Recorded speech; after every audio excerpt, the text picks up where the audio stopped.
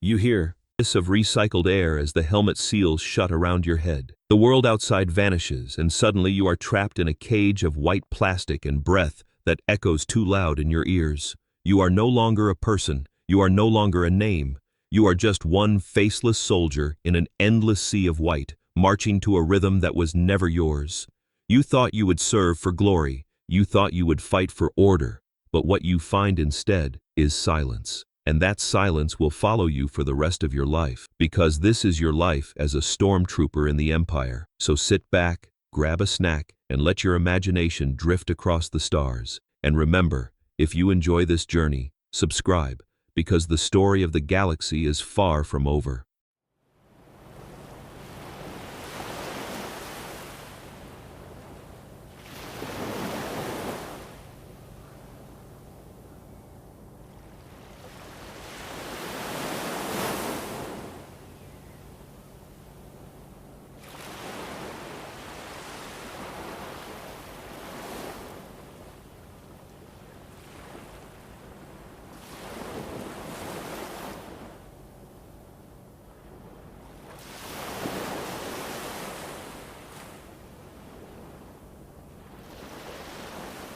You hear it before you feel it, the hiss of the seals locking, the sterile rush of recycled air filling your lungs. The helmet presses down against your temples, tight, suffocating, as if the Empire itself has slipped its hands around your skull and refuses to let go. You blink, and the world narrows into a viewport slit. Vision shrinks, sound dulls, smell vanishes. All that remains is you and the shallow echo of your own breathing. That's why it sucked to be a stormtrooper. The very first breath you take inside the helmet feels less like life and more like burial. The air tastes wrong, not fresh, not clean, stale, metallic, filtered through machines that hum louder than your own heartbeat. You thought it would feel empowering to wear the armor, to pull the white shell over your body, and join the ranks of the Emperor's chosen. But it doesn't feel like power. It feels like drowning. Every inhale catches, every exhale comes back louder. A constant reminder that you are trapped inside something not meant for comfort, only control. You lift your chin slightly, testing the weight. The helmet doesn't move with you. It drags you, heavy, oppressive, like a stone mask carved to erase faces, not protect them. You raise your gloved hand, fingertips brushing against the plastoid cheek, and the sound echoes inside the chamber like tapping on a coffin lid. The others stand in line with you, dozens of them, hundreds maybe, all dressed the same, all sealed inside identical shells. When you glance to your left, you don't see a person, you see yourself, mirrored back in white. The visor stares at you like an empty abyss, black glass swallowing identity. No names, no eyes, just the Empire's reflection, repeated until you can't tell where you end and they begin. That's why it sucked to be a stormtrooper. You didn't join an army, you joined a sea. The instructor's voice cuts through the cham. Bare like a blade. Breathe. Learn the sound. That echo is your new companion. It will remind you who you serve. The words sink deep, settling in the hollows of your chest. You try not to imagine the sound of your breathing as chains clinking, but you can't help it. Every gasp feels like obedience. Every exhale feels like surrender. You remember when you still had a name, a family, a laugh. But inside the helmet, those memories sound distant, muffled, like echoes trapped behind steel. You wonder if the others are remembering too, or if they've already forgotten. Maybe forgetting is easier. Maybe that's why no one speaks. The lights in the barracks flicker cold and sterile above you, bathing the helmets in a ghostly glow. The armor gleams under the fluorescence, white as bone, white as surrender, white as erasure. The floor beneath your boots vibrates faintly with the hum of the Empire's machines. Ships overhead, factories forging more armor, more helmets, more soldiers, more you. You close your eyes inside the helmet. Darkness is the same as light now. The visor doesn't change what you see. It only changes how you feel. And you feel gone. Not dead, not alive, just gone. That's why it sucked to be a stormtrooper. Your first breath inside the helmet isn't yours. It belongs to the Empire. The instructor walks the line, boots clicking sharp against durasteel. The sound echoes in your ears, louder than it should, carried through helmet comms you can't control. He stops in front of you, faceless under his officer's cap, and tilts his head. You can't see his eyes, but you feel them, watching, measuring, judging. He doesn't see you. He sees how well you disappear into the rest. Soldier, he barks. You snap to attention. The movement is instinct already, drilled into your muscles from the weeks of conditioning that came before this moment. Your body obeys before your mind cats. He's up. He doesn't smile. He doesn't frown. He just nods. Good. Learn to move as one. Learn to breathe as one. Learn to kill as one. Because as of today, you are no longer yourself. You are property. The word stings. Property. Not soldier, not person. Property. The helmet hums around your ears, amplifying every sound, every breath until the word repeats in your skull. Property, property, property. You want to shake your head, to shout, to rip the helmet off and prove you still exist. But you don't, because you know what happens to those who resist. You've seen it. You inhale again, deeper this time. The air tastes even worse, as if the helmet can tell you're rebelling inside, and it punishes you for it. Metallic, bitter, ash. You wonder how long it will take until you can't taste anything else. The instructor moves on, boots clicking down the line, voice sharp as glass. He speaks of duty, of order, of glory. Words the Empire feeds you like rations, tasteless, necessary, hard to swallow. You listen because you have to, but inside, you wonder if anyone else is thinking the same thing you are. That's why it sucked to be a stormtrooper. Even your thoughts feel like treason. Time drags inside the helmet. Seconds feel like minutes. Minutes feel like hours. Your skull aches from the pressure. Your breath fogs the inside of the visor, and the recycled air scratches your throat dry. You shift slightly, the plastoid armor creaking against itself, and the sound makes your heart lurch. Too loud, too noticeable. You freeze, praying no one heard. But no one reacts, because everyone else is frozen too. Trapped in the same silence. Trapped in the same armor, trapped in the same fear. The helmet isn't just covering your face, it's covering your voice. You remember the first time you saw stormtroopers as a child. They looked invincible, white armor shining, blasters ready, marching in perfect unison. You thought they were heroes. You thought they were legends. And now, standing here, you realize the truth. They weren't heroes, they were prisoners, and now you are too. That's why it sucked to be a stormtrooper. The helmet doesn't protect you from the galaxy. It protects the galaxy from seeing you. The barracks doors hiss open, and light spills in from the hangar. The sound of engines rumbles through the air, deep and commanding, vibrating in your chest. Shuttles wait outside, their ramps lowered, their shadows long across the floor. The instructor's voice booms. Form up! Deploy! Your legs move without thinking, armor clattering in rhythm with the others. The sound echoes like drums of war, like chains rattling in sync. You grip your blaster tight, the metal cold even through gloves, and march forward. The helmet seals your vision into a tunnel, the hangar stretching before you like the throat of some great beast, and you walk willingly into its jaws. The child you once were would scream, but that voice is gone now. That's why it sucked to be a stormtrooper. The first breath inside the helmet isn't the hardest. The hardest is realizing you'll never take it off again. The shuttle thrums around you as you sit shoulder to shoulder with the others. The smell of oil and plasma fills the air, thick and sharp, mixing with the endless recycled breath trapped in your helmet. No one speaks. No one shifts. You all stare forward, faceless, voiceless, waiting for the ramp to drop. Your heart pounds faster, louder, but the helmet muffles it, trapping even fear inside. You grip the blaster tighter, your knuckles aching against the gloves. The shuttle rocks as engines fire, lifting you off the ground. The world outside disappears. Again. You close your eyes, and for a heartbeat you imagine ripping the helmet off. You imagine feeling air on your skin, hearing your own breath unfiltered, tasting something real, but the image fades quickly, because you know what would happen if you tried. The shuttle lurches. The instructor's voice crackles through comms. Prepare for deployment. You open your eyes. The visor glows faint green, HUD flickering, scanning. The others shift in unison, rifles raised, armor creaking. You copy them without thought, every movement rehearsed, every gesture controlled. You breathe again, loud, hollow, alone, and then the ramp begins to drop. Light spills in, blinding. Heat rushes against your armor, thick and suffocating. The roar of engines and blasters fills the air. Screams echo faintly beyond. Your first mission waits. The first time your blaster will fire. The first time someone will fall because you obeyed. And as the ramp slams down, as your boots hit dirt, as your blaster rises, you realize the cruelest truth of all. That first breath inside the helmet wasn't the beginning. It was the end.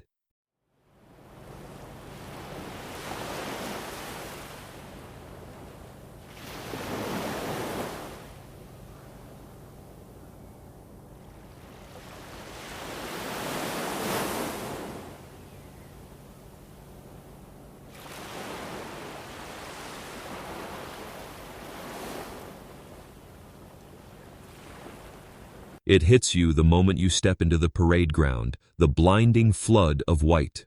Rows upon rows of soldiers stand at attention, armor gleaming under the pale glow of overhead lights. Their helmets catch the glare and throw it back like a mirror until you can't see faces, only an endless horizon of blank reflection. For a moment, you forget which one is you. That's why it sucked to be a stormtrooper. You were never singular. You were always part of the sea. The sound of boots echoes like thunder across Durasteel. The line stretches beyond what your eyes can measure. Stormtroopers arranged in perfect symmetry, each one indistinguishable from the next. The helmet turns your vision into a tunnel, but even in that narrow slice of sight, the white doesn't end. It rolls forward, backward, side to side, until it feels like drowning, not in water, not in sand, in people who no longer exist as people at all. The air inside your helmet grows hotter the longer you stand there. Every breath you take fogs faintly against the visor before the filters sweep it away, but you still feel it, clammy, stifling, close. The body beneath the armor itches with sweat, the plastoid plates sticking to your flight suit as if the armor itself is clinging, refusing to let go. You shift slightly, the weight of the rifle in your hands dragging you down, but you stop immediately when the instructor's voice barks, "Still!" The word cracks through the comms, echoing inside your helmet, rattling your skull. You freeze, locking every muscle in place, even though your knees ache, even though your back burns. To move would be to stand out, and standing out in the white sea is a death sentence.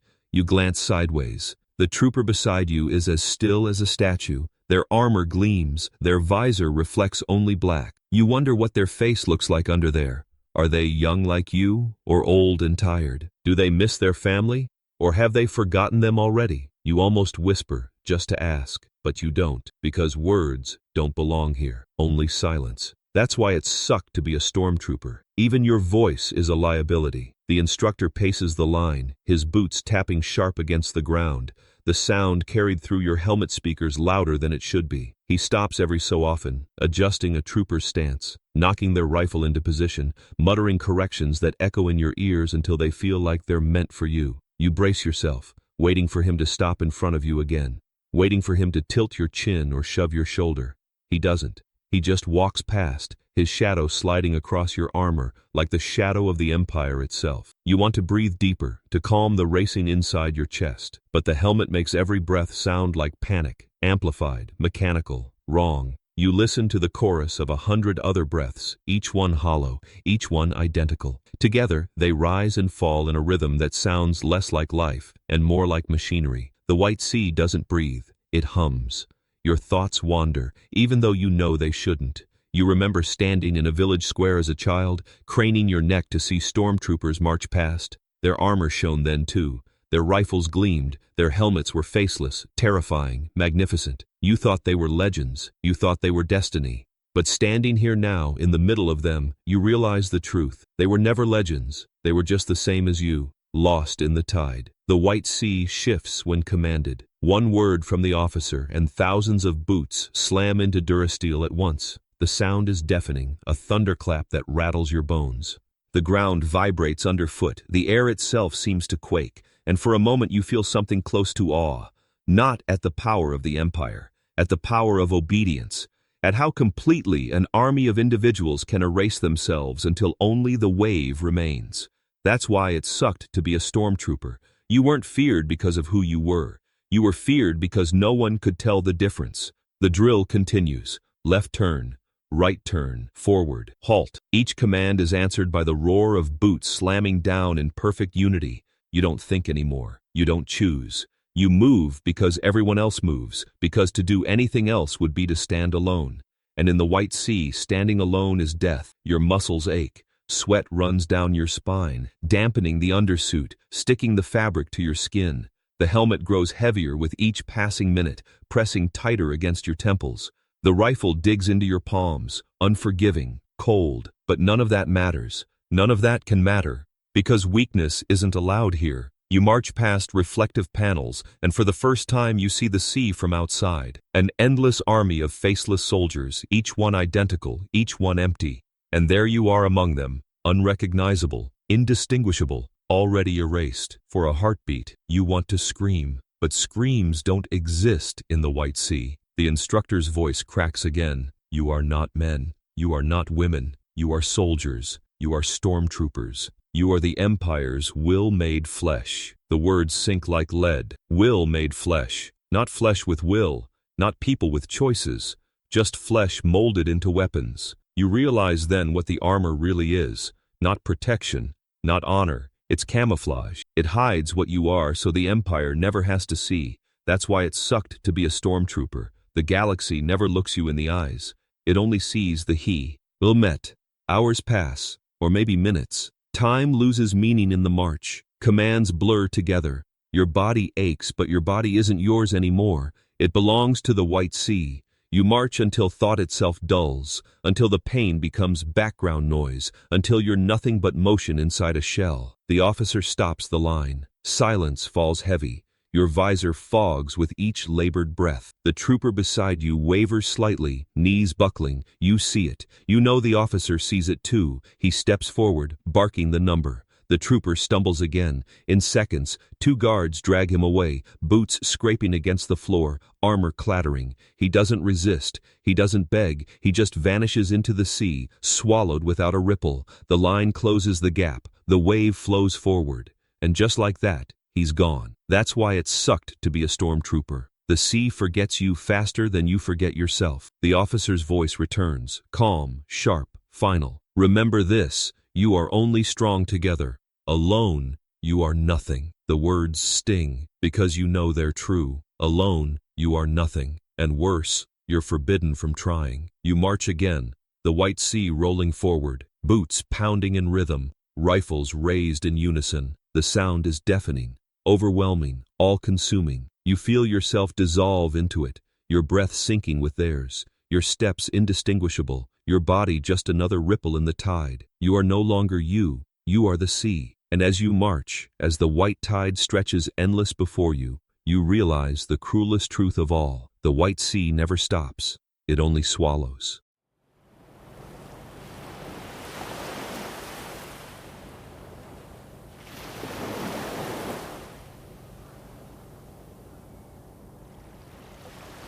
It doesn't start as words. It starts as thunder. A roar that shakes the air, that slams into your chest harder than any fist, that digs into your skull until it feels like the sound itself is carving new bones inside your head. You don't hear his voice, you feel it. Every syllable crashes against you like a hammer striking Beskar. You are the metal, and his job is to forge you into something unrecognizable. That's why it sucked to be a stormtrooper. The first thing they take from you is your silence.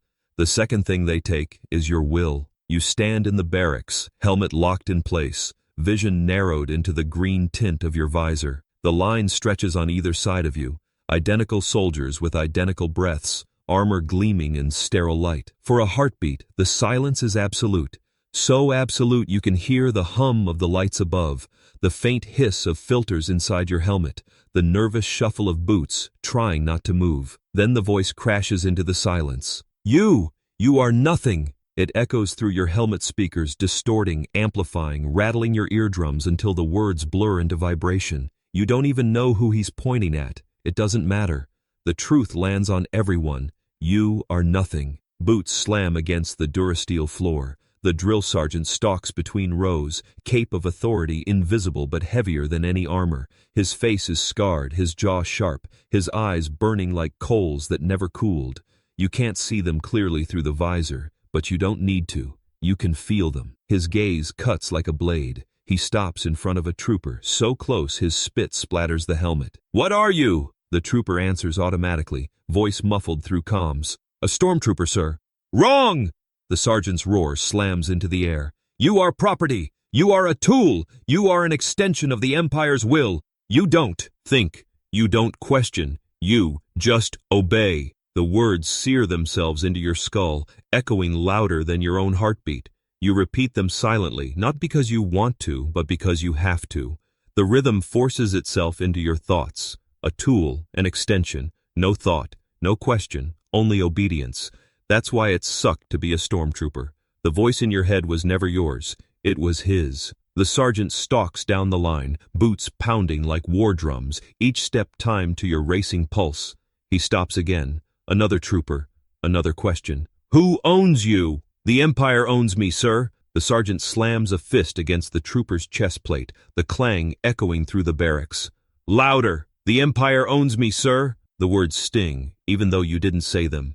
They seep into the comms, into the air, into your lungs, until you feel them crawling out of your own throat. You want to believe you're stronger than this, that you can hold on to something inside. But the sergeant's voice drills deeper, past thought, past pride, past memory. He stops in front of you. You don't breathe. His shadow swallows your visor. His breath fogs your filters. He leans close, eyes burning into the black glass where your face hides. His voice lowers, but somehow it's louder than before. What is your name? Your heart stops. For a second you almost say it. The name your parents gave you. The one whispered in childhood. The one that made you feel alive. But the sergeant waits, eyes daring you to disobey, to be different, to stand out. You know what happens if you do. You saw it in the White Sea. The one who stumbled. Dragged away. Erased. You swallow. The helmet makes it sound like thunder. FN 2187, sir. The sergeant's lips curl into something between a sneer and a smile. Good, because that other name? That name is dead. That name means nothing. Out here, you are only what I tell you to be. And I tell you, you are nothing but a stormtrooper. The word burns. Stormtrooper. Not soldier, not fighter. Stormtrooper. A storm has no choice. A storm doesn't think. A storm destroys what it touches, because that's what storms do. The sergeant roars, stepping back. You are not individuals. You are not people. You are the white wall that crushes everything in its path. Together you are unstoppable. Alone, you are dead. The room shudders with the echo of his voice. Troopers snap to attention. You snap to attention. It isn't choice, it's reflex. The sound of his voice makes your muscles move before your mind does. He shouts again. Drop! You hit the ground, armor slamming against durasteel, pain jolting through your knees and elbows. The others drop too, the sound of plastoid crashing like thunder. You taste copper in your mouth, blood from biting down too hard, but you keep moving, because stopping means being seen. Up, you rise. Down, you drop. Up, you rise again. The rhythm consumes you. The sound of armor slamming against metal drowns out thought. Sweat stings your eyes, but the helmet hides it. Your breath rasps through filters, loud, mechanical, drowning out the sound of your own humanity. The sergeant's voice booms above it all, relentless. Faster, louder, together. Your body aches, but the White Sea moves as one. You are lost in it, carried by it, consumed by it. Pain no longer feels like yours. It feels like theirs. It feels like his. That's why it sucked to be a stormtrooper. You weren't broken alone. You were broken together. The drill continues. Push-ups, marches, firing drills. The sergeant's voice never stops, never softens, never gives you space to think. He fills the silence with himself until you don't know where his voice ends and your own begins. You hear him even when he isn't speaking. You repeat him even when he isn't there. By the time the drills end, your body is shaking. Your lungs burst swannen. Ning. Your armor drenched in sweat. You want to collapse, but you don't, because his eyes are still there, burning into your visor, waiting for weakness. He speaks again, softer now, almost calm. This is how you live. This is how you die. When you hear my voice, you move. When you hear my voice, you breathe. When you hear my voice, you obey. You stand at attention, trembling, empty, hollow. His words echo inside your skull. You wonder if they'll ever stop. That's why it sucked to be a stormtrooper. The only voice you ever heard louder than your own was his. The sergeant paces one last time, boots heavy, eyes sharp. He stops at the door, turning to face the White Sea one more time. Tomorrow you deploy. Tomorrow you serve. Tomorrow, you kill. And when you do, remember, your life is not yours. Your life belongs to the Empire. The words fall like a blade, slicing away the last scraps of resistance. You lower your head, not because you want to, because you can't help it. The lights dim. The sergeant leaves. Silence falls again. But his voice doesn't leave. It stays. It stays in your ears. It stays in your chest. It stays in your soul. And when you close your eyes, when the barracks sinks into darkness, you realize the cruelest truth of all. Tomorrow, when the ramp drops and the blaster fire begins, you won't hear your own heartbeat. You'll hear his voice.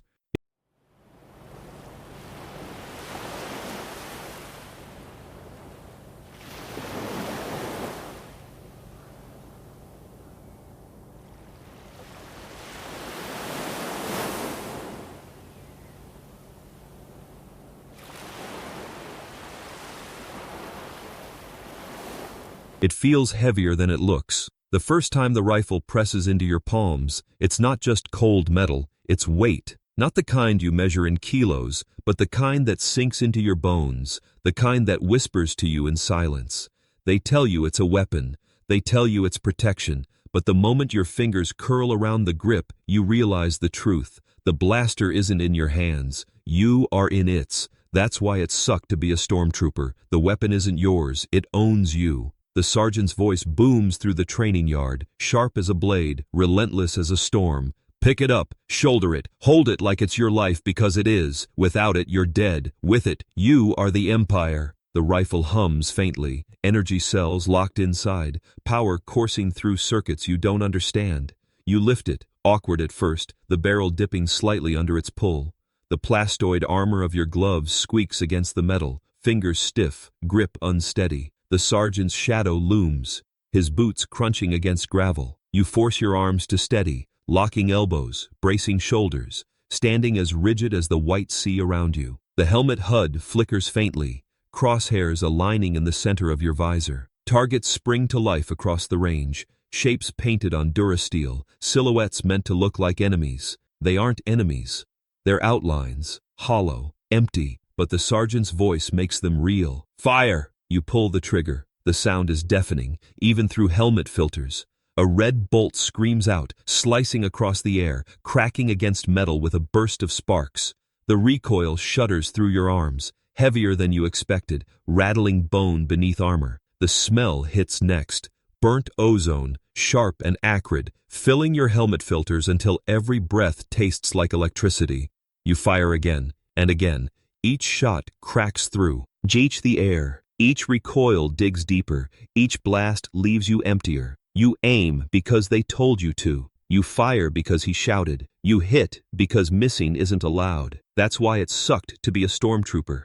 Every pull of the trigger takes something from you. Around you, the white sea fires in unison. The sound becomes a storm. Bolts screaming, sparks exploding, rifles humming with heat. The air shimmers with plasma residue, targets melting, smoke rising. You don't hear yourself anymore. You hear everyone. You don't feel your arms anymore. You feel theirs. Together the white sea drowns the training yard in fire. The sergeant roars. This is your heartbeat now. This is your blood. Forget the sound of laughter. Forget the sound of music. This is all you need. The words land heavy. You wonder if he's right. You wonder if the sound of plasma fire will be the last thing you ever hear, if the acrid taste of ozone will stain your tongue forever, if the heat of the barrel will brand itself into your palms until you can't remember what warmth used to feel like. You lower the rifle slightly, just for a breath. Your arms ache, your shoulders burn.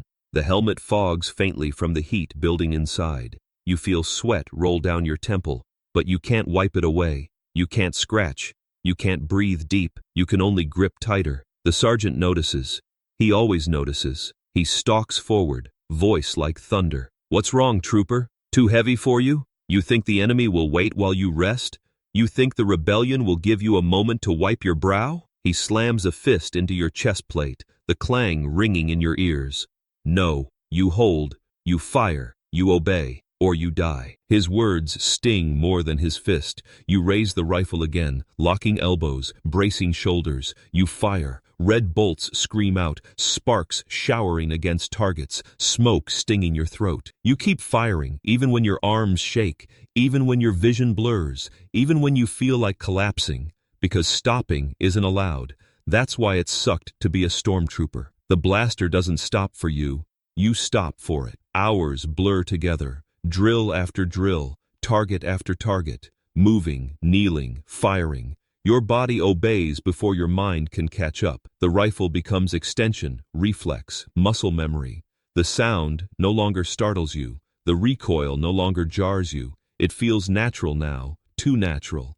At one point, the targets shift, not just outlines anymore. Holograms flicker to life, humanoid shapes, shadows with faces. They move, they run, they scream.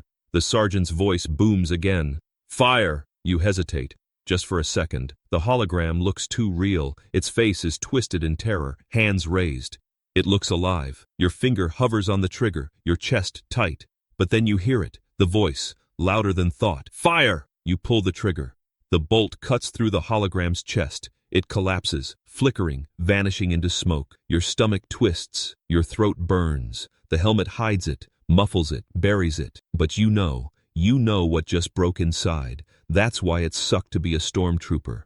The first time you kill, it isn't on the battlefield. It's in training. The sergeant doesn't stop. More targets appear. Some hold blasters, some don't. Some look like soldiers, some look like civilians. It doesn't matter. He roars the same command. Fire! Fire! Fire! You fire. You fire until your hands ache, until your rifle hums hot, until your vision blurs. You fire until the difference between enemy and innocent no longer matters. Until all you see is some thing in the crosshairs. Until all you hear is the roar of your rifle. Until all you taste is ash. And when the smoke clears, when the holograms vanish, when the yard falls silent, you realize the truth. The blaster isn't in your hands anymore. You are in its. The sergeant walks the line, his voice low, final, heavy. This is your life now. You live by the rifle. You die by the rifle. You are nothing without it. You are less than nothing if you hesitate. Remember that. You stand at attention, rifle heavy in your hands, sweat dripping under your armor. The others stand too, identical, silent, rifles glowing faint from heat. The white sea breathes as one. The rifles hum as one. And you feel the weight press tighter, deeper, heavier. That's why it sucked to be a stormtrooper. The blaster doesn't just take your enemies, it takes you too. The sergeant's voice cracks through comms one last time. Tomorrow, you won't fire at shadows. Tomorrow, you'll fire at something real. And when you do, don't think, don't hesitate, don't remember their faces, just obey. The yard falls silent again. Smoke lingers. The rifles hum. Your visor reflects the fading glow of targets burned away.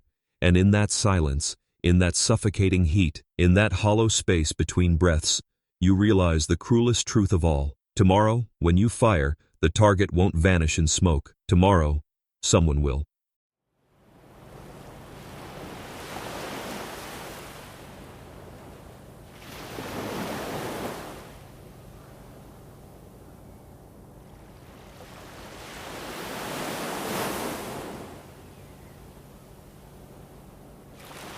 It doesn't begin with battle.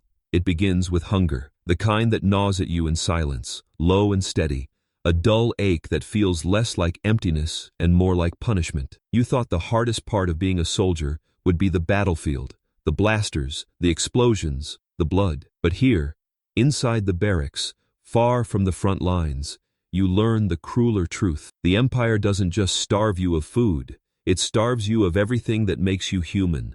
That's why it sucked to be a stormtrooper. You didn't fight to live, you lived to be hungry. The mess hall hums with fluorescent lights that buzz louder than voices. The air stinks of boiled starch, synthetic protein, and disinfectant strong enough to burn the inside of your nose. The trays slam against counters with hollow clatters, boots scrape against the floor, and bodies shuffle forward in stiff lines. It should feel alive. So many troopers moving, eating, existing, but it doesn't. It feels mechanical, rehearsed, drained of anything resembling life. You grip the tray in gloved hands, the plastoid cold against your skin even through fabric. The line moves forward step by step. Ahead, a droid ladles something gray and lumpy onto the metal surface of your tray. It quivers when it lands, steam rising, carrying a smell so faintly sour you can't tell if it's food or something long past spoiled. You don't ask. You don't complain. You don't even look at the droid.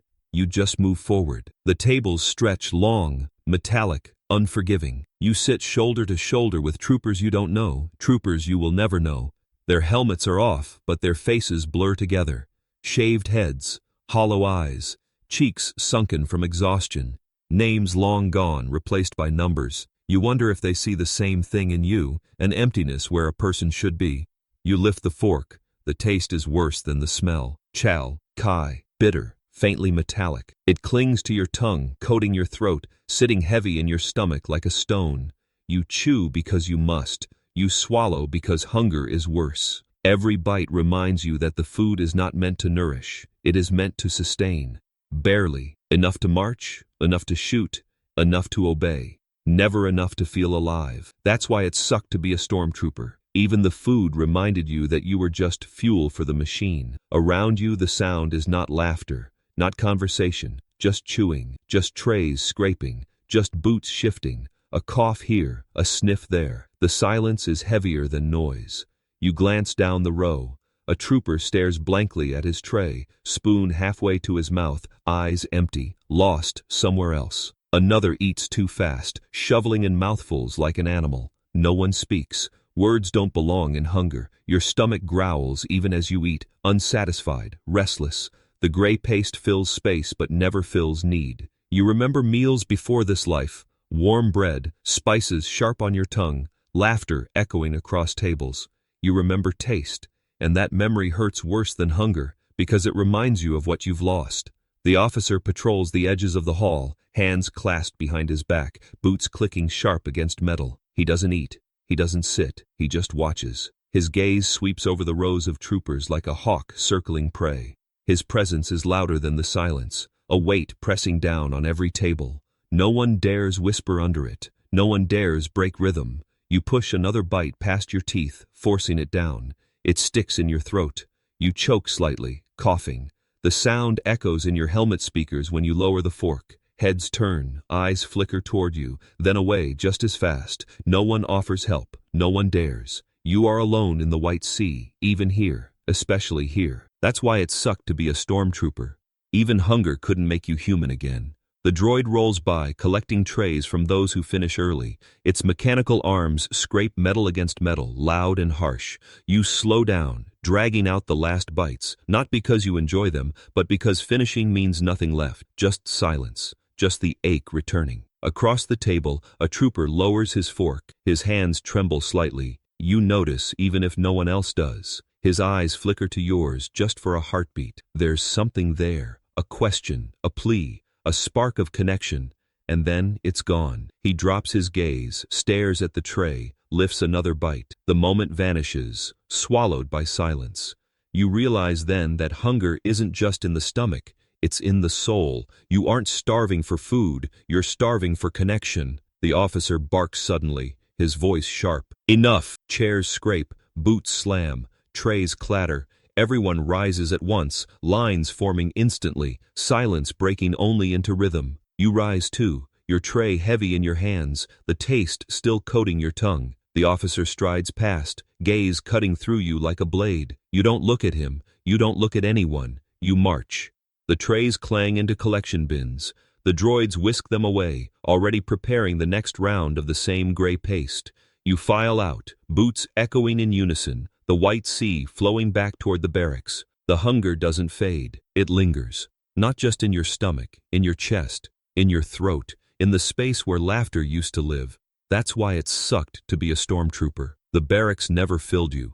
It only hollowed you out. You lie on the cot later, armor stripped, helmet resting at your side. The hum of lights overhead never stops.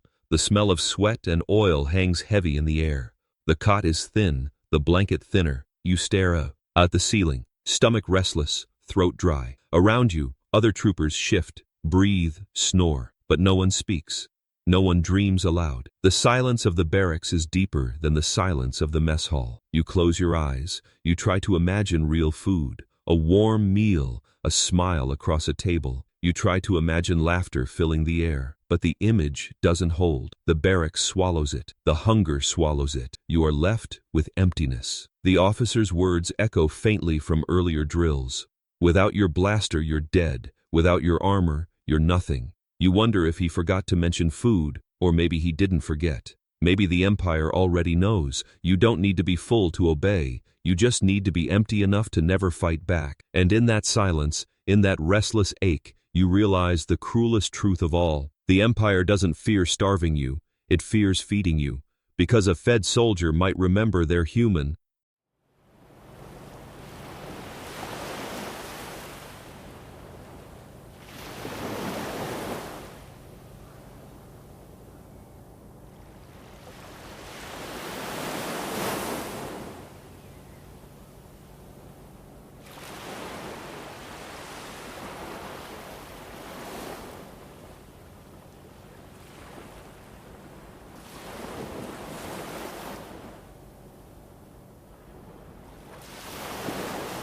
It doesn't happen all at once. Names don't vanish like a switch being flipped. They dissolve slowly, like ink bleeding into water, until one day you wake up and realize the sound of your own name feels strange on your tongue. You once had parents who whispered it in the dark, friends who shouted it across fields, neighbors who spoke it with pride. But the Empire doesn't whisper. The Empire doesn't shout. The Empire doesn't care what you were called before. To the Empire, you were never a person. You were always a number. That's why it sucked to be a stormtrooper. The first thing they erase isn't your face, it's your name. The barracks is cold, humming with the constant drone of ventilation, white walls reflecting the sharp glow of overhead lights. Rows of bunks stretch endlessly, identical, lifeless. You sit on yours, helmet clutched in your lap, armor plates stacked neatly at your feet. The drill sergeant stalks through the aisles, boots clicking against durasteel, voice barking names that aren't names. FN 1219, a trooper snaps to attention. TK 4428, another rises, rigid, silent. The numbers ring sharp in your ears, each one like a blade slicing deeper into the last shred of humanity in the room. The sergeant never says them like identifiers. He says them like condemnations. The syllables echo through the barracks like a language of ownership. Then he stops in front of you. His eyes narrow, sharp as blaster fire. His voice cracks through the silence. FN 2187. The number stings like electricity. You freeze for half a heartbeat, memories clawing up from the pit of your chest. That isn't your name. That isn't who you are. You want to say it. The real name. The one buried under this armor. The one that still belongs to you. But the sergeant's eyes burn into yours, daring you, waiting for you to resist. Your throat tightens. Your voice cracks. Here, sir, the number. Leaves your mouth like poison. It tastes wrong. It feels heavier than the blaster in your hands, sharper than the helmet on your skull. The sergeant smirks faintly, satisfied, and moves on. The sound of boots fades, but the number lingers. It bounces inside your skull, louder than your own heartbeat. FN 2187. You repeat it silently, because you must, because tomorrow he'll shout it again, and you'll have to answer. If you hesitate, if you resist, if you cling too tightly to what you were before, you'll vanish like the trooper who stumbled in the White Sea. You'll be erased in a different way. That's why it sucked to be a stormtrooper. You weren't allowed to keep even the sound of yourself. Later in training, the numbers follow you. The instructor doesn't say you. He says, FN 2187, adjust your aim. He doesn't say run faster. He says, FN 2187, you're slowing the line. Every mistake is tied to the number.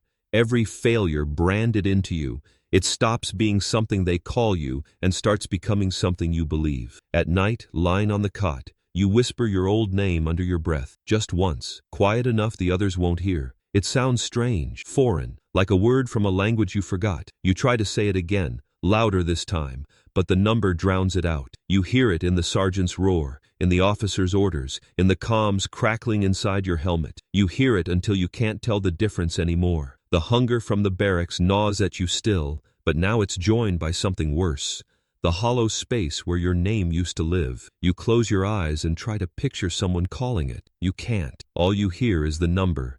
The drills intensify. You run laps across scorching sand, armor rattling, boots pounding in rhythm. The sergeant barks numbers instead of names, calling them out like curses. One trooper stumbles, his body collapsing into the dirt. The sergeant doesn't rush to help. He just points at him, voice booming. FN 2295 is weak. Weakness is failure.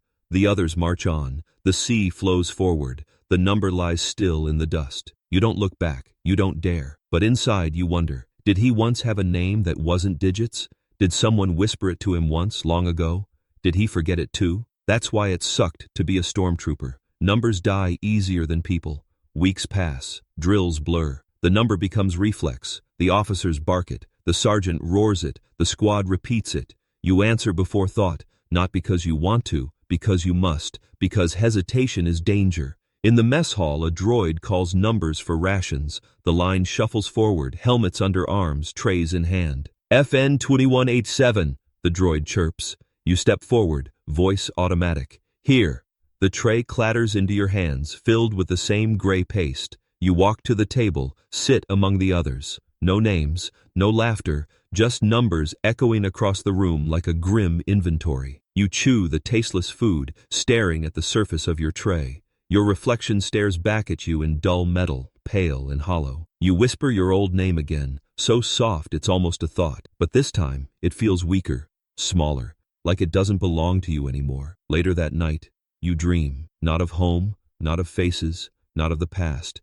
You dream of standing in the white sea, helmets gleaming, rifles raised. The sergeant shouts numbers. One by one the troopers vanish, erased like chalk from a board. When he calls yours, you feel yourself dissolve into the air, leaving nothing behind, not even a shadow. You jolt awake, breath loud inside the helmet you forgot you were still wearing. The others sleep soundly, or pretend to. You lie there, staring at the ceiling, chest tight. For the first time you wonder if your old name is already dead. That's why it sucked to be a stormtrooper.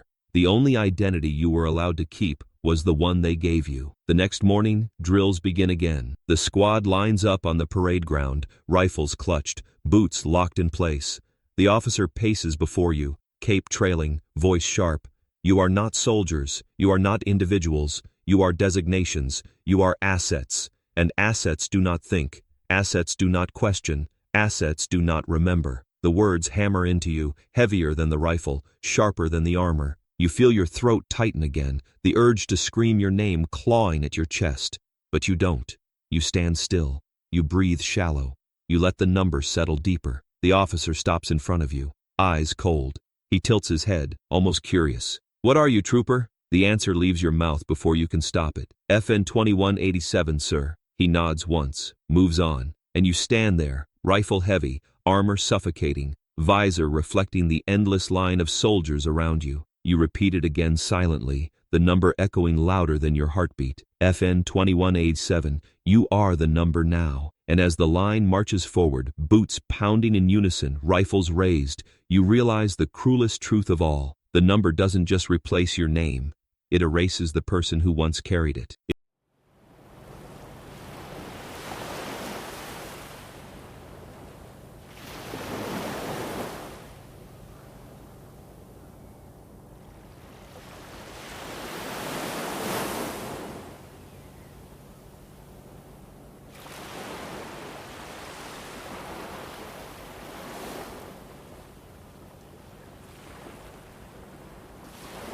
It begins with light, not warm light, not sunlight breaking through clouds. Cold light, projected across steel walls, washing the barracks in flickering color. It bleeds across helmets, across pale faces, across rows of troopers sitting rigid on metallic benches. It pulses with music sharp as a blade, voices booming, images shifting too fast for thought. You stare, visor reflecting it back, and you feel the hollow pressing against your eyes like a hand forcing them open. That's why it sucked to be a stormtrooper. Even the light wasn't yours anymore. The hollow crackles, filling the room with the Emperor's shadow. His face looms large, pale and wrinkled, cloaked in darkness. His voice crawls through the speakers, low and gravelly, every word vibrating in your bones. The galaxy was chaos.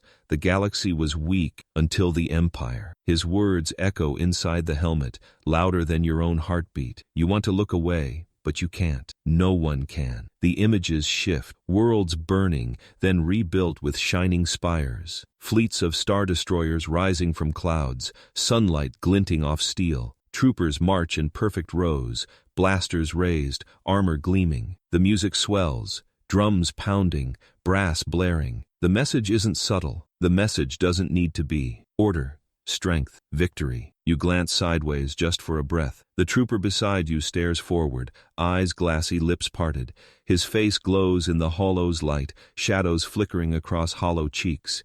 He doesn't blink. He doesn't shift. He's gone somewhere else. Pulled into the current of images. You realize your face must look the same. That's why it sucked to be a stormtrooper. Even your eyes weren't free to wander. The holo changes again. The rebellion appears, not as people, as monsters, blurry hollows of ragged fighters, faces twisted, weapons raised. The narrator's voice hisses like venom. Terrorists, criminals, murderers.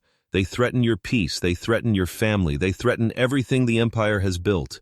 You feel something tighten in your chest, not anger, not fear, something else, doubt, because deep inside, a whisper stirs. What if they're not monsters? What if they're just people like you? But the holo doesn't leave room for whispers. It drowns them with fire. Explosions roar across the walls, screams muted under triumphant music, stormtroopers charging forward in perfect unison. The officer paces at the edge of the room, hands clasped behind his back, eyes sharp. He doesn't watch the holo. He watches you, every trooper, every twitch, every blink. You keep your face still, your body stiff, your eyes locked forward. To look away is treason, to question is death. The holo shifts again. Families smile under banners of the Empire, children waving miniature flags, crowds cheering as stormtroopers march past. The narrator's voice softens, almost soothing. They are safe because of you. They are strong because of you. They live because of you. The words sting because you don't feel like strength. You don't feel like life. You feel like emptiness inside a shell. But you can't say that. You can't even think it too loud. You force the thought down, bury it beneath the hum of the helmet, the static of the holo, the roar of music that tells you who you are supposed to be. That's why it sucked to be a stormtrooper. They didn't just tell you what to do, they told you what to feel. The holo blazes brighter. A montage of victories plays, battles won, rebels crushed, planets pacified. Every image is staged, polished, perfect. Stormtroopers standing tall, blasters raised, armor unscathed. You know it's a lie. You've seen the cracks in armor, the blood on gloves, the screams in silence. But the holo doesn't care. The holo tells the story the Empire wants told. And when you watch it enough times, you start to believe it. The trooper 2 seats down shouts suddenly, voice breaking through the silence. "For the Empire!" The officer smiles faintly. The room echoes back, dozens of voices rising in unison. "For the Empire!" Your throat tightens. You add your voice too, because silence is dangerous. "For the Empire!" The words taste bitter, like metal scraping your tongue. But you say them anyway. You shout them anyway, because not shouting is worse. The holo dims. The Emperor's face returns one last time, filling the room, his hood casting shadows deep across his sunken eyes. His voice slithers through the air. "Order will prevail. The Empire will prevail. And you will prevail, because you are the Empire." The screen flickers black. Silence falls heavy, thicker than smoke, heavier than armor. The officer scans the room one last time, his gaze sharp, his voice calm. "Dismissed." You rise with the others, boots scraping against the floor, helmets tucked under arms. The line shuffles out, rigid, silent. The holo lingers in your eyes even after it fades, images burned into the inside of your skull. You blink, but you still see fire. You close your eyes, but you still hear his voice. That's why it sucked to be a stormtrooper. Even silence still echoed with their lies. Back in the barracks, you sit on your cot, helmet resting at your side. The hum of lights above feels louder now, buzzing in your ears like insects you can't swat away. You glance at the trooper Ake, Ross, from you. His lips move faintly, repeating words from the holo. Order, strength, victory, over and over, like a prayer. You wonder if he believes it. You wonder if you do. You whisper your number under your breath. FN 2187. It feels hollow, empty. You whisper your old name too, softer, barely a thought. It feels weaker than ever. The hollow's words drown it out. You can't remember the sound of it in anyone else's mouth. Maybe it doesn't exist anymore. The officer's voice still echoes in your head. You are the Empire. You lie back, eyes staring at the ceiling, chest tight. You wonder if that's true. You wonder if the Empire is all you are. But the hollow plays again behind your eyelids. Rebels burning, civilians cheering, stormtroopers standing tall. And you realize the cruelest truth of all. Even when the projector turns off, the Empire's hollow never really stops. It just keeps playing inside you. And tomorrow, when the ramp drops and the battle begins, you won't see faces. You'll see the hollow.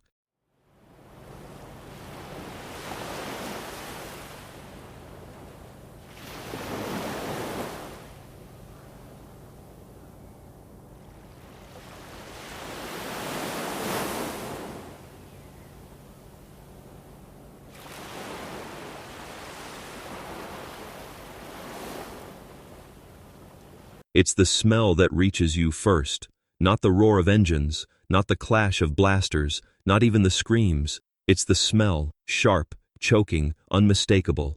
The stench of ash carried on the wind, the bitter bite of ozone from blaster fire, the oily tang of melted metal and scorched stone. The helmet's filters try to mask it, but they can't. They never can. It leaks in anyway, crawling through every seam, clinging to your tongue, pressing into your lungs. You breathe, and the city burns inside you. That's why it sucked to be a stormtrooper. The battle didn't end when the guns went quiet. It lived in your breath long after. The shuttle ramp slams down, metal against stone, and light floods in. You grip your blaster tighter, boots clanging as you march forward with the others. The city sprawls before you, or what's left of it. Towers that once reached for the sky now lie broken, jagged spires clawing upward like bones. Smoke rises in thick plumes, blotting out the sun, painting the horizon in shades of gray and red. Fires crackle in the distance, devouring what the bombardment didn't erase. Your visor adjusts automatically, tinting against the glow, but it doesn't change what you see. Rubble where homes once stood, ash where gardens once grew, streets littered with debris, twisted steel and shattered stone. The city groans faintly, as if it knows it's dying. Your boots crunch over glass and scorched dirt as you march into the ruins. The squad spreads out, rifles raised, visors glowing faintly in the smoke. The officer's voice crackles in your helmet. Secure the sector. No survivors unprocessed. No survivors. The words taste worse than the ash. You move forward anyway, because that's what you've been taught. Because that's what the number answers to. Because hesitation is weakness, and weakness is erased. You raise the blaster, finger brushing the trigger, eyes scanning. Shadows. Every shape looks like an enemy. Every sound feels like a threat. Even silence feels dangerous. Then you see them. Civilians huddled in the rubble. Faces streaked with soot. Eyes wide and hollow. Mothers clutching children. Old men leaning on broken canes. Young faces staring at you. Mouths pressed tight, not daring to breathe. They aren't rebels. They aren't soldiers. They're just people. But the officer's voice roars in your helmet. Move them out. Burn the nests. You hesitate, just for a second. Your finger twitches on the trigger. Your throat tightens. They aren't nests. They aren't vermin. They're families. But the squad moves without pause, rifles raised, voices barking orders, boots pounding against stone. You move too because you must. Because standing still is worse than moving forward. That's why it sucked to be a stormtrooper. You weren't allowed to see people. Only targets. The blaster fire begins. Screams tear through the smoke, sharp and desperate. Children cry. Civilians scatter, pulled into lines, pushed toward transports. Flames rise higher as buildings are torched. Stone cracking under heat. Metal melting into twisted rivers. The smell grows thicker, heavier, until your helmet hums with warning. Filters straining, systems struggling. You gag against it, but you can't escape. The city is inside you now. You fire when ordered. The recoil shudders through your arms, the red bolts cutting through smoke, striking shadows you don't look at too closely. You hit because missing is punished. You hit because hesitation is weakness. You hit because the number must, but each bolt feels heavier than the last, dragging your soul deeper into the ash. A child stares at you through the smoke, Wide eyes, dirty face, no weapon in their hands, just fear. You freeze, visor reflecting their gaze back at them. Your finger hovers on the trigger. The officer's voice booms again, louder than thought. Finish it! You pull the trigger. The bolt sears past, striking stone. The child screams, vanishes into the smoke, alive but gone. Your chest tightens, your hands shake. The squad doesn't notice. Or if they do, they don't care. They keep firing, keep burning, keep moving. That's why it sucked to be a stormtrooper. The only mercy you could give was disobedience, and even that wasn't safe. The battle drags on, but it doesn't feel like battle. It feels like erasure. Street by street, building by building, the city dissolves into flame. The air grows hotter, thicker, harder to breathe. Sweat soaks your undersuit, but the armor traps it against your skin. Your visor fogs faintly, HUD flickering under the heat. You march forward anyway, rifle heavy, boots crunching through ash. By nightfall, the city is gone. Fires still crackle, smoke still rises, but nothing stands tall anymore. Shadows drift through rubble, civilians marched into transports, rebels dragged in chains, bodies left where they fell. You stand in the center of it, visor glowing in the haze, breath echoing loud inside the helmet. The officer surveys the ruin, cape trailing, voice calm. Another victory for the Empire. Victory. The word tastes like ash. You glance around at what's left of the city. Nothing lives here now. Nothing breathes here now. Except you. Except the squad. Except the smoke. You lift your helmet slightly, just for a second, letting the real air hit your tongue. It burns. It scorches. It tastes like death. You lower the helmet quickly, sealing yourself back inside the filters. But the taste lingers anyway. You realize then that the city will never leave you. The smell will cling to your armor, your skin, your breath. You'll carry it into the next battle, and the next, and the next. Every time you put on the helmet, you'll breathe it again. Burnt stone, burnt metal, burnt lives. That's why it sucked to be a stormtrooper. The cities you burned kept burning inside you. The officer's voice crackles through comms. Form up, move out. Another sector awaits. Another sector, another city, another fire. You grip the rifle tighter. Boots crunching against rubble as you march forward with the others. Smoke swirls in the air, shadows twist through flame, and the smell of the city clings to you like chains you can't shake. And in that suffocating haze, with your lungs full of ash and your visor full of fire, you realize the cruelest truth of all. The Empire doesn't just destroy cities, it turns you into the fire that burns them.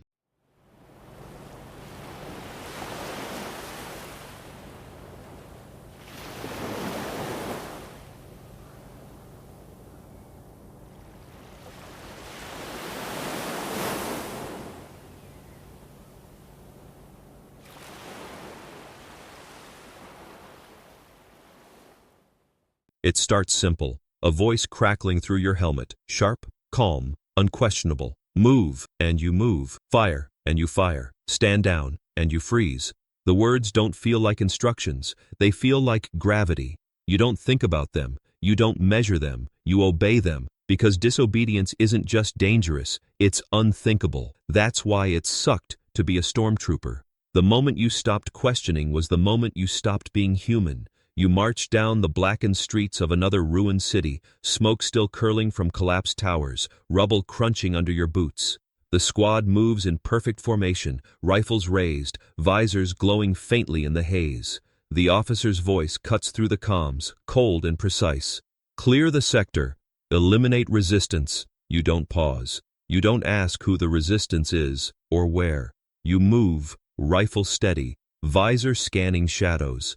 Every movement is automatic, drilled into your muscles by months of training and years of fear. The words filter through your helmet like oxygen. Necessary, unavoidable. You spot a figure darting across an alley. The officer's voice crackles immediately. Engage! Your finger squeezes the trigger. The red bolt cuts through smoke, slamming into the wall just beside the shadow. The figure collapses, screaming, clutching a scorched arm. You step closer, rifle leveled. Breath loud inside the helmet. It's not a rebel.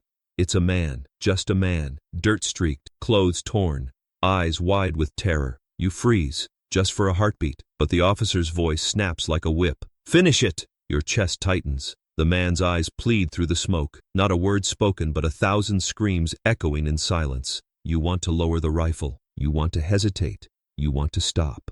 But you can't. The officer is listening. The squad is watching. You pull the trigger. The bolt slams into the man's chest. His scream cut short, body crumpling into ash. Your breath rasps against the helmet filters, fogging the visor faintly. You want to tell yourself you had no choice, but deep down you know you did. That's why it sucked to be a stormtrooper. Every time you said you had no choice, what you really meant was that you were too afraid to choose. The officer's voice booms again. Sector clear. Advance. The squad moves forward. You move too, boots crunching over rubble, rifle still hot in your hands. The smell of ozone and burning flesh clings to the air, to your armor, to your lungs. You can't shake it. You can't escape it. It follows you with every step. Later, in the barracks, the memory clings tighter than the smell. You lie on the cot, helmet at your side, ceiling humming with fluorescent light. You close your eyes, but the man's face doesn't leave. His eyes stare at you from the darkness. His silence screams louder than blaster fire. You roll onto your side, press your hands over your ears, try to drown it out, but the voice of the officer echoes still. Finish it. You wonder if you'll ever stop hearing it. The next day, new orders come. Different city, different mission, same words. Move, fire, finish it. You obey, because the alternative isn't freedom, it's death. You've seen what happens to deserters. You've heard their screams. You've watched the squad close ranks and erase them from memory. The officer's voice always fills the silence after. This is what happens when you question orders. That's why it sucked to be a stormtrooper. The only thing worse than obeying orders was disobeying them. You start to notice something though. Every mission feels the same. The voices change. The faces change. The cities burn in different colors. But the words are always identical. Move, fire, finish it. The officer could replace any order with any other, and you would still obey. You realize then that the orders don't matter. The obedience does. One night, during mess, you hear a whisper. A trooper at the far end of the table leans close to another. You can't hear the words, but you see the look in his eyes. Doubt, fear, resistance, just a spark, faint, fragile. The officer walks past, boots sharp, gaze cold. The whisper dies instantly. The spark vanishes. The trooper stares back down at his tray, eyes hollow again. You swallow hard, forcing down another bite of tasteless gray paste. The hunger gnaws at you still, but it isn't hunger for food anymore. It's hunger for choice, hunger for control, hunger for something that feels like yours. But the officer's voice always comes back. Finish it, and you always do. That night you dream again. Not of faces, not of names, not of home. You dream of orders, shouted, echoing, repeating. Move, fire, finish it, move, fire, finish it. You obey in your dream, pulling the trigger again and again, but no matter how many times you fire, the voice doesn't stop. It only grows louder, drowning out everything else. You wake up with your breath echoing inside the helmet, your hands trembling, your throat raw. The orders never leave. That's why it sucked to be a stormtrooper. Even in your sleep you obeyed. The next mission comes quickly, too quickly. You're deployed into another ruined district, smoke thick, rubble piled high, fire still glowing. The squad moves forward, rifles raised, visors scanning shadows. You hear footsteps in the distance, faint and quick. The officer's voice snaps. Pursue! You run. Boots pound against stone, armor rattles, breath scrapes through filters. The alley twists and turns until you see them. Two figures huddled together, one small, one larger, a child and a parent. Neither armed, both trembling. Your chest seizes. Your visor reflects their fear back at them. Your finger trembles on the trigger. The officer's voice cracks again. Finish it. You freeze, just for a heartbeat. And in that moment you realize the cruelest truth of all. It isn't the orders that haunt you. It's the silence when you almost disobey. Your finger hovers. The squad waits. The officer listens. The child's eyes bore into yours. The parent shields them with shaking arms. The smoke swirls. The silence stretches. And you know, one way or another, you're about to break.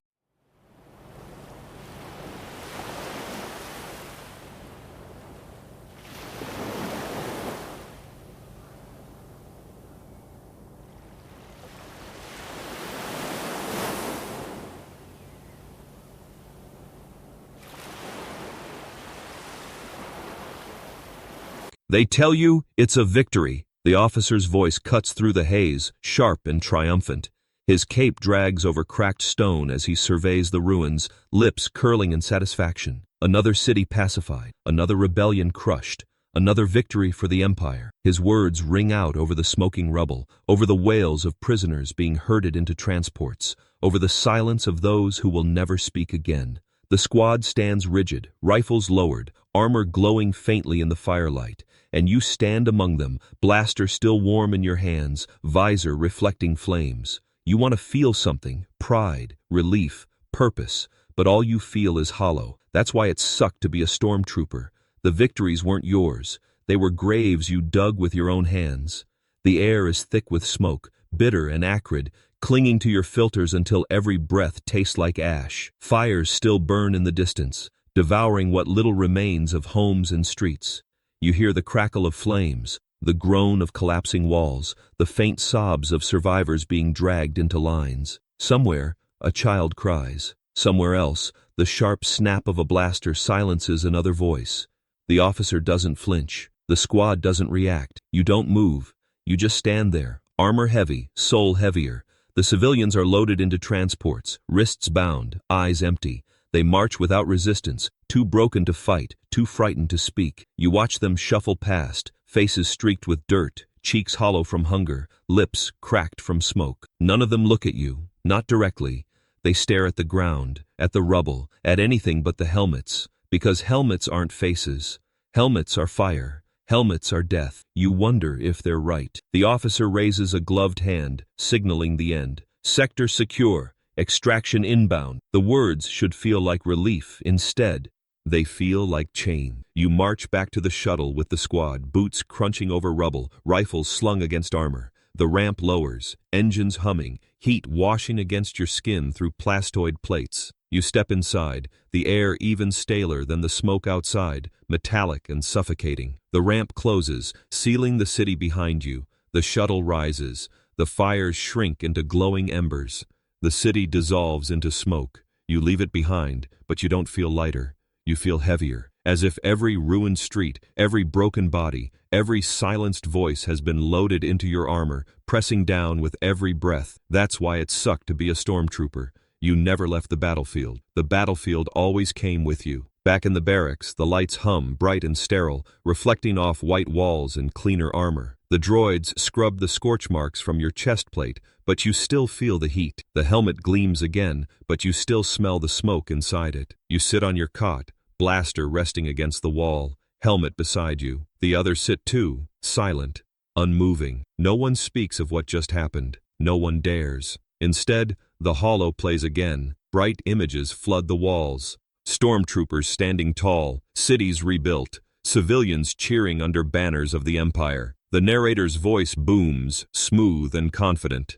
Victory belongs to the brave. Victory belongs to the loyal. Victory belongs to the Empire. The images flash too fast to question, too loud to resist. The officer watches from the corner, arms folded, gaze sharp. You sit rigid, eyes forward, breath shallow. The holo drowns out your thoughts until you almost believe it. Almost, because you still remember the smell, the screams, the hollow silence that followed. The holo doesn't show those. The holo never does. When the holo ends, the officer dismisses you with a curt nod. Sleep. Tomorrow brings another victory. You lie back on the cot, blanket thin, lights buzzing overhead. Sleep doesn't come easy. Your body aches, your chest feels tight, your mind replays the city in loops. The fire, the rubble, the faces. You turn onto your side, pressing your eyes shut, but the images don't fade. You dream of marching again, of firing again, of watching another city burn. And in the dream, the officer's voice follows, louder than fire, louder than screams. Victory. You wake with sweat soaking your undersuit, heart pounding, breath loud in the helmet you forgot you were still wearing. The barracks hums around you, rows of troopers sleeping soundlessly, the silence heavier than any battle. You sit up slowly, staring at the helmet's black visor. It stares back, blank and empty, reflecting only you. But the face you remember isn't there anymore. Only the soldier, only the number. That's why it sucked to be a stormtrooper. Even victory couldn't give you back what you lost. The next mission comes fast. Too fast. Another city. Another rebellion. Another victory. You march again, rifle steady, armor gleaming. The streets are different, but the fire smells the same. The screams sound the same. The officer's voice repeats the same words. Move, fire, finish it. You obey again, because that's all you can do. You march forward, firing when told, stopping when told, erasing another city until nothing remains but silence. At the end, the officer raises his hand again, voice calm. Another victory. And you stand there, rifle cooling in your grip, visor reflecting smoke, chest hollow. You wonder how many victories the Empire can have before there's nothing left in the galaxy to win. You wonder how many more you can carry before you collapse under the weight of them. On the shuttle back, silence fills the cabin. No one speaks. No one breathes louder than they should. The engines hum, the metal shakes. The officer sits tall. You stare at your gloves. Faint scorch marks burned into the plastoid. You rub them together, but the marks don't fade. Neither does the memory. That night, back in the barracks, you whisper your old name again. Just once. Soft, fragile. But even that feels weaker now, drowned out by the officer's voice echoing in your head. Victory, victory, victory. And in that suffocating silence, you realize the cruelest truth of all. The Empire's victories were never yours. They were the galaxy's defeats. And tomorrow, when the orders come again, when another city burns, when another officer smiles, you'll know exactly how it will end. Another victory, another hollow, another piece of yourself gone.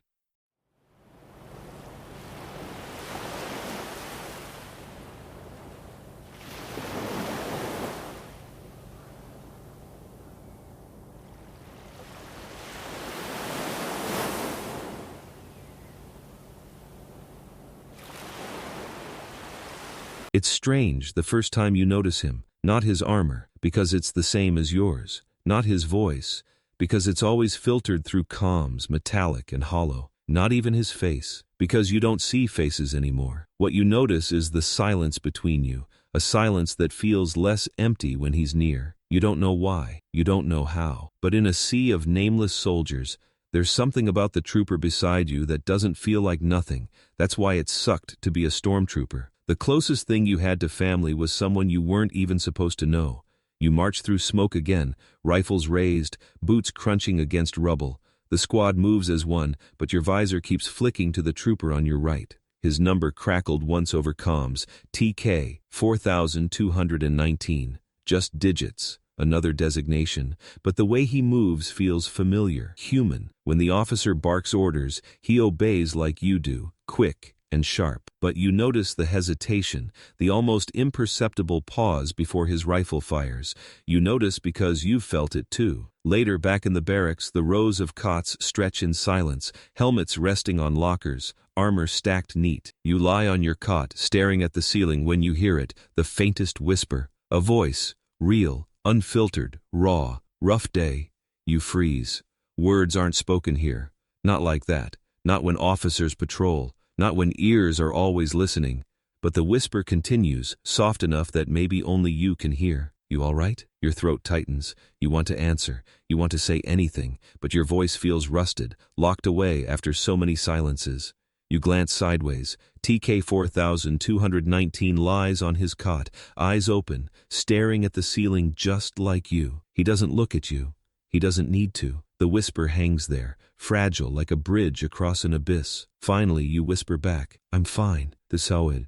Words scrape out of you like they don't belong to you anymore, but he hears them. You see the faintest flicker of something across his face, relief, maybe even gratitude, then silence again, but not the same silence. That's why it sucked to be a stormtrooper. The closest thing to a bond you could have was pretending you didn't have one. Days pass, missions blur, orders repeat, but now you notice him more. The way he braces a shoulder into your back when the crowd surges too hard, steadying you without words.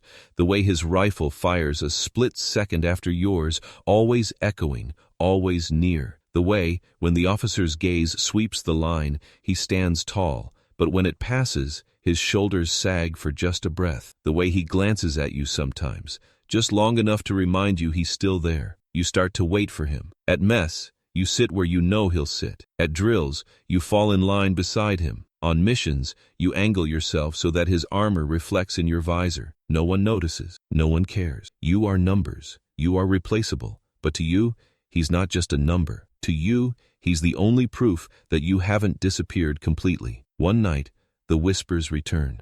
Softer this time. Lower. Do you remember your name? The question stabs sharper than a blaster bolt. Your name. The one buried under FN 2187. The one you whisper only in the dark, when no one listens. You don't answer at first. You don't trust your throat. But his eyes flick toward you just once, enough to tell you he's waiting. You swallow hard. Whisper your name. Just a fragment. Just a ghost of sound. He nods once. A tiny movement, like the acknowledgement of something sacred. Then he whispers his. A name. Real. Not digits. Not numbers. A name. It hangs in the air like forbidden fire, warming you in a way the barracks never could. That's why it sucked to be a stormtrooper. The only way to feel alive was to break the rules that kept you breathing. From then on, something changes.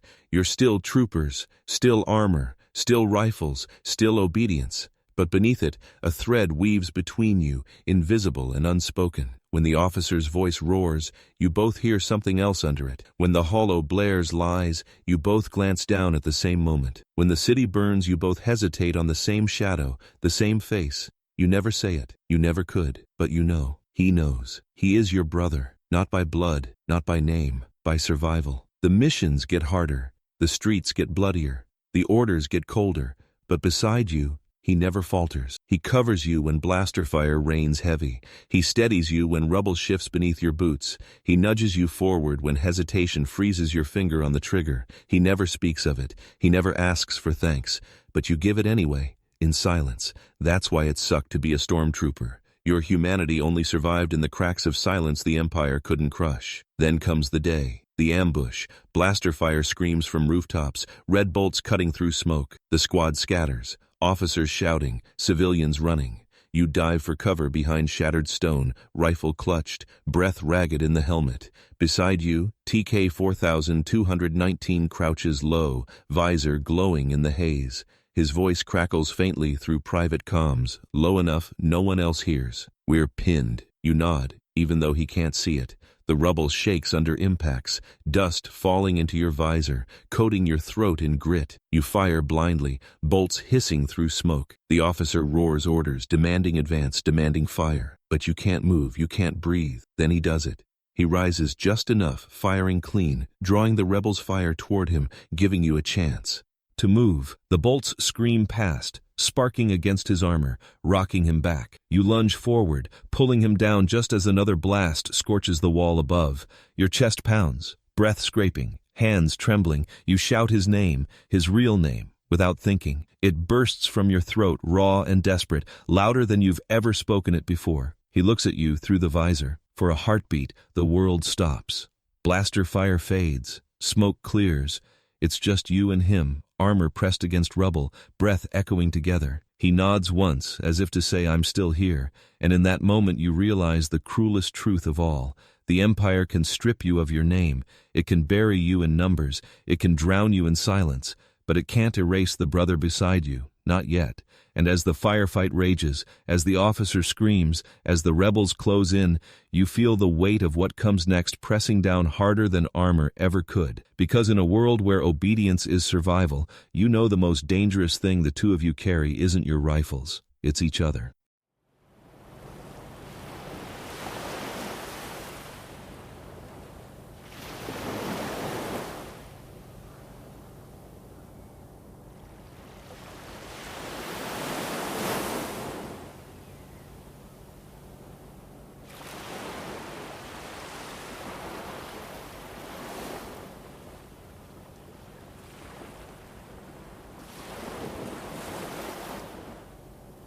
It starts with a sound you're not supposed to hear, the faint snap of plastoid, a hairline fracture running through the white shell that was meant to be unbreakable. You glance down and see it, just a sliver, just a line across your chest plate, thin as a whisper, but it's there. And once you see it, you can't unsee it, because armor isn't just protection, it's identity, it's silence, it's obedience, and when it cracks, something inside you cracks with it. That's why it sucked to be a stormtrooper.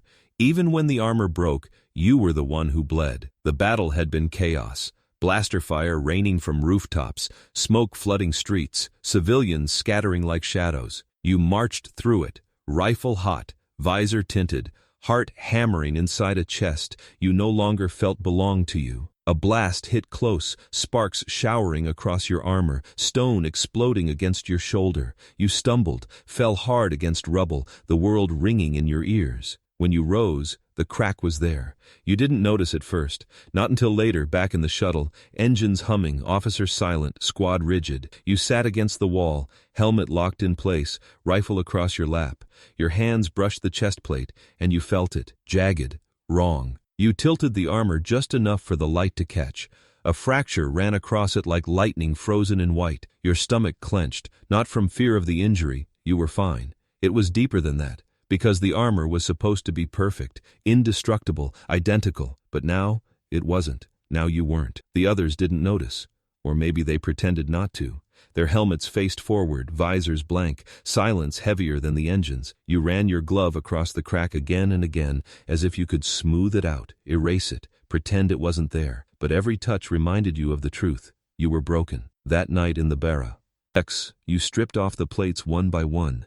The chest piece clattered against the floor, louder than it should have, heavier than you remembered. The crack stared up at you in the sterile light, jagged and ugly. You ran your finger along it, bare skin against cold plastoid, and felt the sharp edge bite. You hissed softly, pulling your hand back, a thin red line staining your fingertip. The armor bled you.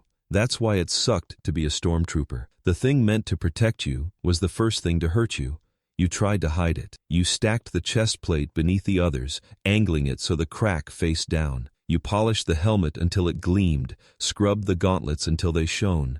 But no amount of polish could erase the sound of that fracture when you moved, a faint creak, a whisper of weakness. Every step reminded you. Every breath echoed against it. During drills the next day, the sergeant paced the line, eyes sharp, voice like thunder. He barked numbers, shouted commands, slammed fists against armor. When he reached you, his hand struck your chest plate. The sound was different.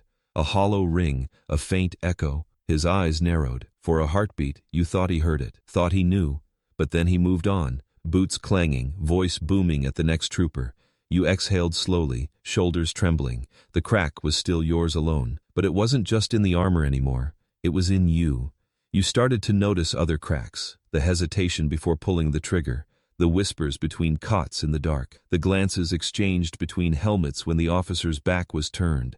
Little fractures in the silence, spreading like veins. You realized the white sea wasn't as perfect as they wanted you to believe. Beneath every gleaming plate, someone else was breaking too. On your cot, late at night, you touched the crack again, tracing it with your finger. You whispered your name under your breath, soft, fragile, forbidden. For the first time, it didn't feel like a weakness.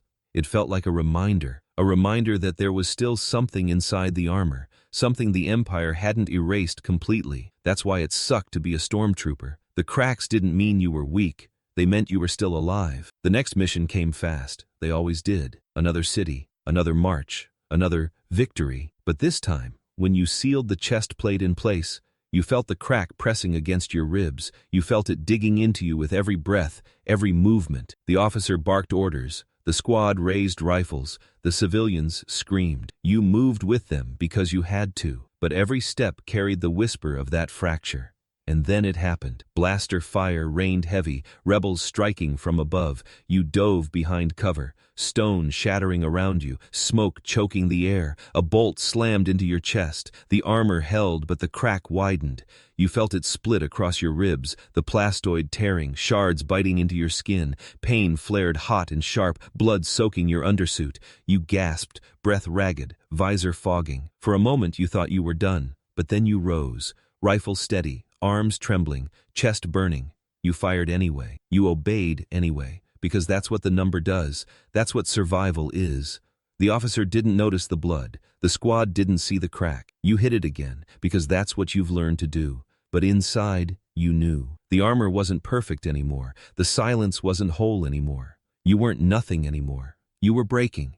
And in that breaking, you felt something dangerous. Something you weren't supposed to feel. You felt human. That night, back in the bars, Axe, you peeled the armor off slowly, chest aching, undersuit stained. The crack stretched wider now, ugly and jagged, impossible to ignore. You stared at it in the sterile light, breath shallow, chest heaving. You should have reported it. You should have asked for replacement, but you didn't. You couldn't. Because replacing it meant erasing the crack, and the crack was the only proof that you were still more than the armor. You sat on your cot, chest burning, blood drying on your skin.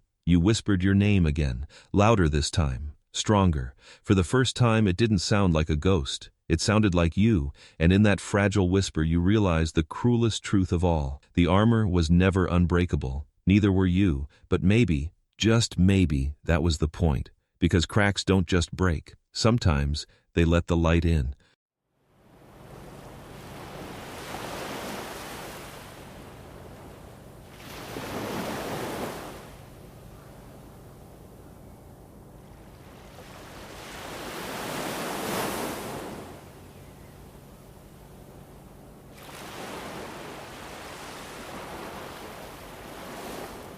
It isn't the fire that haunts you.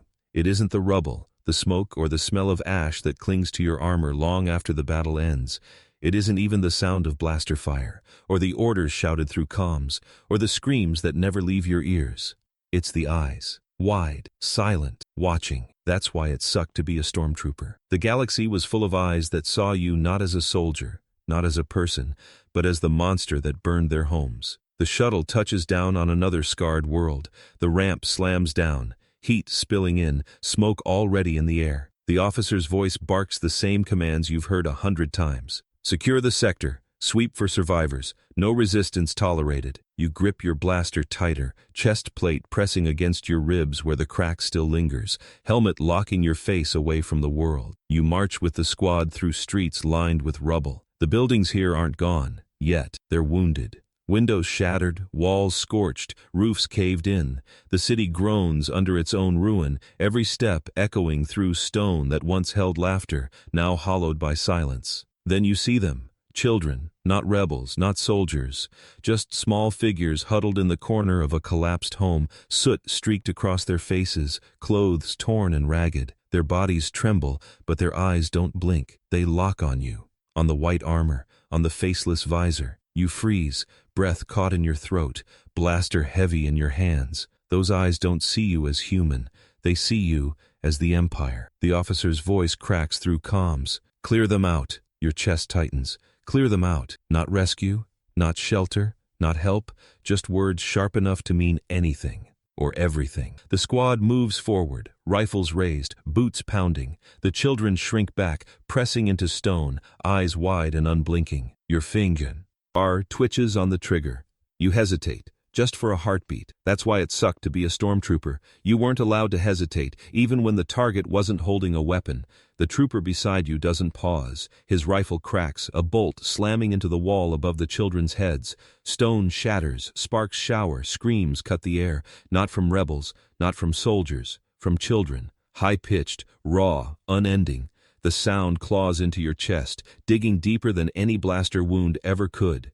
The officer doesn't flinch. He doesn't hear children. He hears silence broken.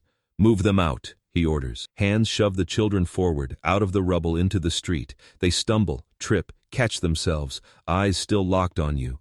You keep your rifle raised because you have to, because lowering it would mean questions, because lowering it would mean weakness.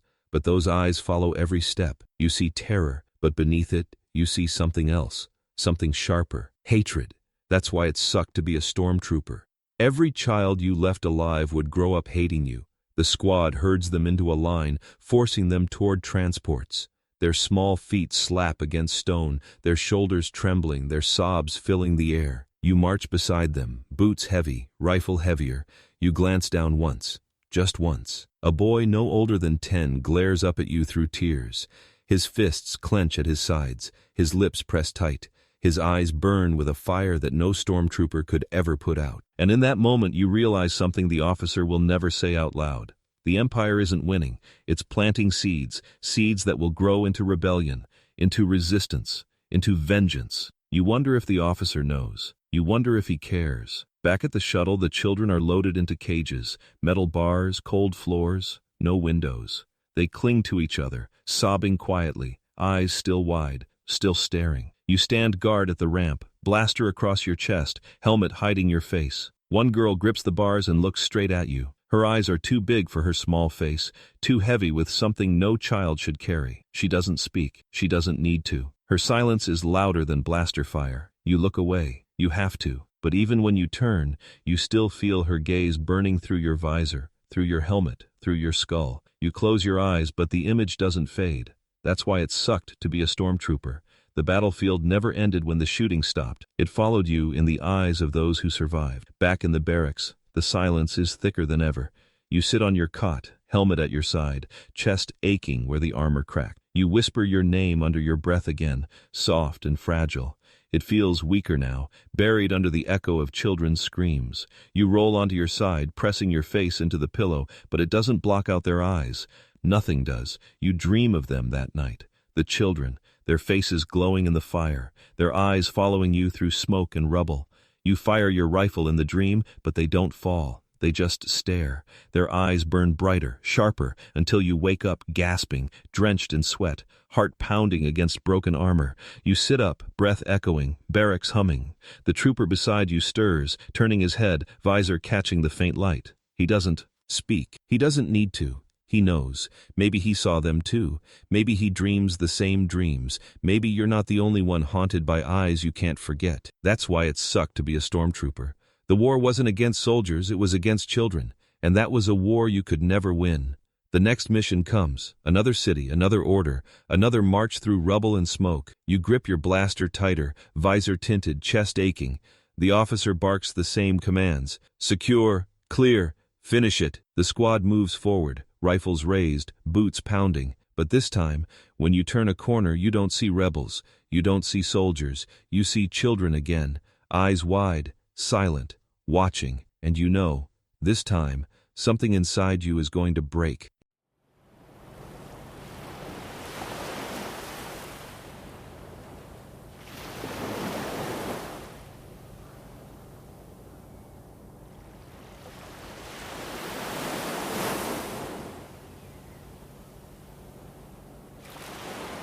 It doesn't end with fire. It doesn't end with the screaming or the collapse of walls or the last blaster bolt tearing through the air. It ends after, when the flames smolder low, when the dust settles, when the voices fade into nothing. That's when it hits you. The silence. Not peace, not relief. Silence. The kind that doesn't feel empty. The kind that feels haunted. That's why it sucked to be a stormtrooper. The war didn't follow you home. It was home. You stand in the ruins, boots heavy on cracked stone, rifle cooling in your hands. Smoke curls into the sky, slow and steady, glowing faint against the darkening horizon. The air tastes like ash and metal, bitter and dry, sticking to your tongue no matter how hard you swallow. You draw a breath through the filters of your helmet, but the silence presses heavier than the smoke. No shouts, no orders. No screams, just the distant crackle of fire. The officer surveys the ruins, cape trailing in the dust. His voice crackles across comms, calm and sharp. Victory secured. The squad doesn't cheer. The squad doesn't move. You stand in formation, rifles lowered, visors blank. But inside, you feel the silence seeping deeper. The silence of buildings that won't rise again. The silence of people who won't speak again. The silence of eyes that won't stop staring at you, even when they're closed forever. The silence is heavier than battle. You march back through the streets. Debris crunches under boots. Walls lean, half collapsed. Shadows flicker in the fading light. The fires glow low, painting rubble red. You pass doorways blown apart, windows shattered, toys scattered in the dust. A small doll lies face down in the dirt, one arm missing, hair scorched. You don't stop, you don't bend, but your visor catches it, and it burns into memory, whether you want it to or not. That's why it sucked to be a stormtrooper. The silence always spoke. Key louder than words. Back at the shuttle, the ramp lowers with a hiss, engines humming. You file inside with the others, armor clanking, rifles stacked. The officer boards last, cape brushing against metal. The ramp seals shut, blocking out the city, but the silence follows. It presses against the walls, fills the cabin, hums between helmets. You shift on the bench, blaster resting against your knees, breath loud in your ears. No one speaks. No one ever does after battle. You glance across the shuttle. TK 4219 sits opposite, visor tilted slightly down, hands clenched tight around his rifle. He doesn't look at you. He doesn't need to. You know he feels it too. The silence, the weight, the eyes that follow. You almost want to whisper just to break it, but the officer sits near the front, helmetless, gaze sharp. His silence is different. His silence is satisfaction. Yours is not. The shuttle rises, engines vibrating through your chest plate. The city shrinks below, smoke still curling into the night. You watch through the viewport, visor reflecting fire, until the clouds swallow it whole. But even when the city vanishes, the silence doesn't. It's in your gloves, still faintly warm from firing. It's in your chest plate, cracked and sharp against your ribs. It's in your throat, dry and raw from filtered air. It doesn't leave. It never leaves. That night in the barracks, you strip off the armor, stacking it piece by piece, the crack in your chest plate catching the light. You sit on the cot, undersuit damp with sweat, skin sore where the plastoid dug in. Around you, rows of troopers move mechanically, removing armor, folding blankets, lying flat on cots. Not a word spoken. The silence here is thicker than smoke. You lie back, staring at the ceiling, lights humming faintly overhead. The hum should be comforting. At least it isn't fire, but it isn't comforting. It's maddening. You press your eyes shut, but the silence doesn't fade. It grows louder. You hear the echoes of screams that aren't there. You hear blaster fire that isn't firing. You hear children's eyes staring at you, though eyes can't make sound. You hear everything except peace. That's why it sucked to be a stormtrooper. The silence was never empty. It was full of ghosts. Sleep doesn't come easy. When it does, it's shallow, restless, broken. You dream of marching through smoke, of rubble shifting under boots, of fire glowing against white armor. You dream of faces staring, mouths open in screams you can't hear, and then the screams vanish, leaving only silence. The silence grows louder, louder, until it drowns everything else. You wake gasping, helmetless, breath scraping your throat, sweat soaking your undersuit. The barracks hums. Troopers sleep. The silence breathes. You whisper your name, just once, just to hear sound, but it feels small, weak, swallowed instantly by the silence. You roll onto your side, pressing your face into the thin blanket, trying to block it out. But silence can't be blocked. Silence lives inside you. The next day, the officer's voice booms across the yard. Another mission, another city, another victory. The squad forms lines, rifles raised, helmets locked. You march forward, boots striking in rhythm, the silence broken only by commands. But beneath the officer's voice, beneath the hum of engines, beneath the clatter of armor, the silence waits, always. And you know the cruelest truth of all. The battle never ended when the blasters stopped. The real battle was in the silence that followed. And tomorrow, when the ramp drops again, when another city burns, when another officer declares victory, you'll march forward knowing exactly what waits at the end. Not peace, not relief, silence.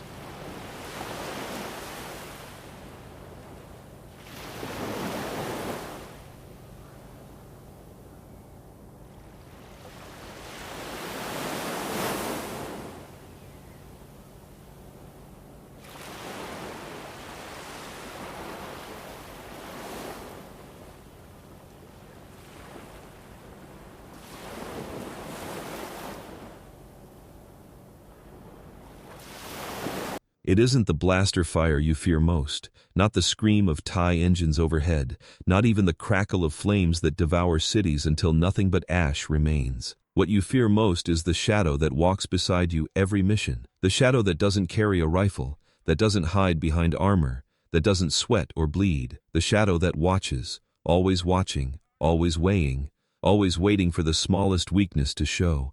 That's why it sucked to be a stormtrooper. You didn't just fight rebels, you lived under the shadow of your own officers. The officer walks at the head of the formation, cape trailing behind him, boots clicking sharp against the stone. His voice cuts through the comms like a blade. Advance, sweep the perimeter, leave nothing standing. The words are calm, but they leave no room for hesitation, no room for doubt. You grip your rifle tighter, boots pounding in rhythm with the squad, visor tilted down. You don't dare look at him directly. You don't dare do anything except obey. But you feel him anyway. His presence is louder than orders, heavier than armor. When his eyes sweep the line, you feel them pierce through the visor, through the helmet, through the number they gave you. You feel them searching for the person beneath, the one you're not supposed to be anymore. And you know, if he finds even a trace of that person, you'll vanish just like the cities you burn. The officer's shadow doesn't stretch across the ground. It stretches across you. On missions, you learn to measure every movement against him, the tilt of your rifle, the angle of your stance, the speed of your obedience. Too fast and you look desperate.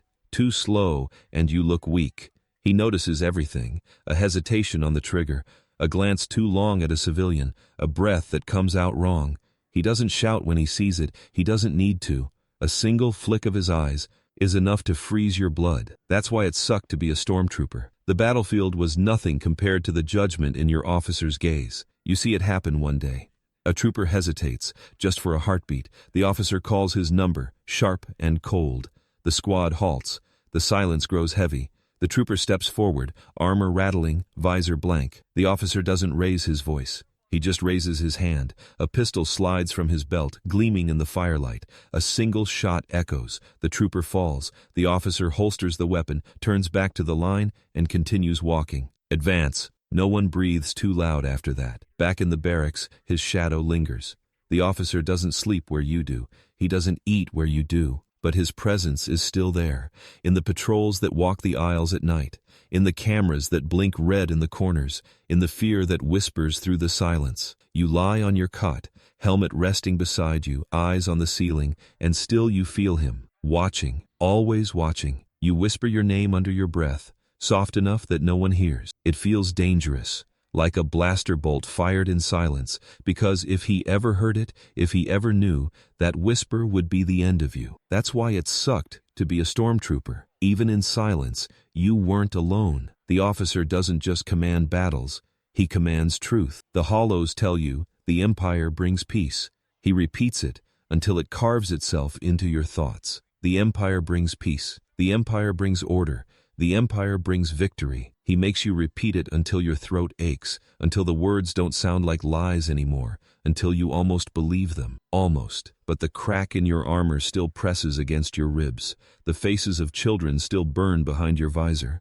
The silence after battle still follows you. And you know, deep down you know, peace doesn't come from fire. He knows it too, but he doesn't care. That's what makes his shadow so heavy. You notice something else. The squad doesn't look at him, not directly. They keep their visors tilted down, their rifles steady, their bodies locked in place. But you can feel it in the air, thick and choking. Fear, the kind that holds tighter than chains, the kind that digs deeper than hunger, the kind that tells you the real enemy isn't in front of you, it's the shadow walking beside you. One night during mess you sit across from TK 4219. The paste on your tray is gray, tasteless, sticky. You force each bite down, throat dry, stomach restless. Across the hall, the officer walks the aisle, boots echoing against steel, cape brushing the floor. The entire room stiffens as he passes. The silence deepens. Even chewing feels dangerous.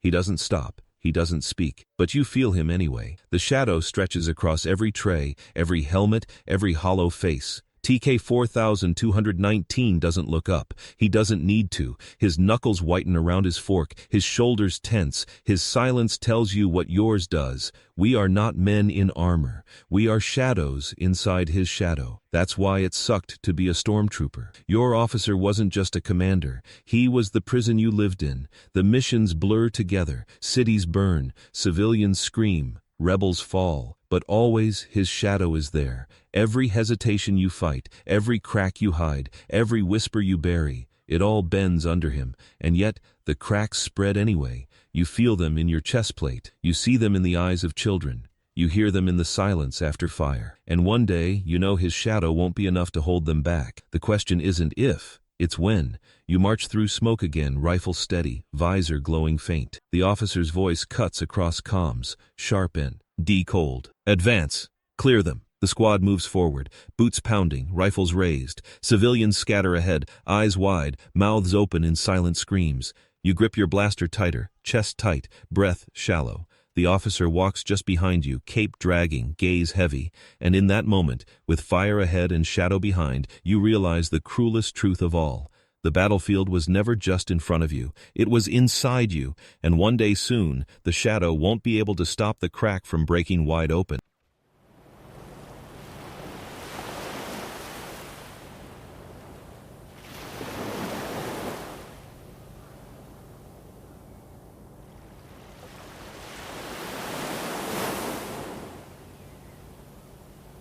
You hear it before you see it, not the scream of engines, not the echo of blaster fire, a different sound, a sound that doesn't belong in the order of the barracks, whispered voices, sharp and hurried, breaking the silence like cracks running through stone.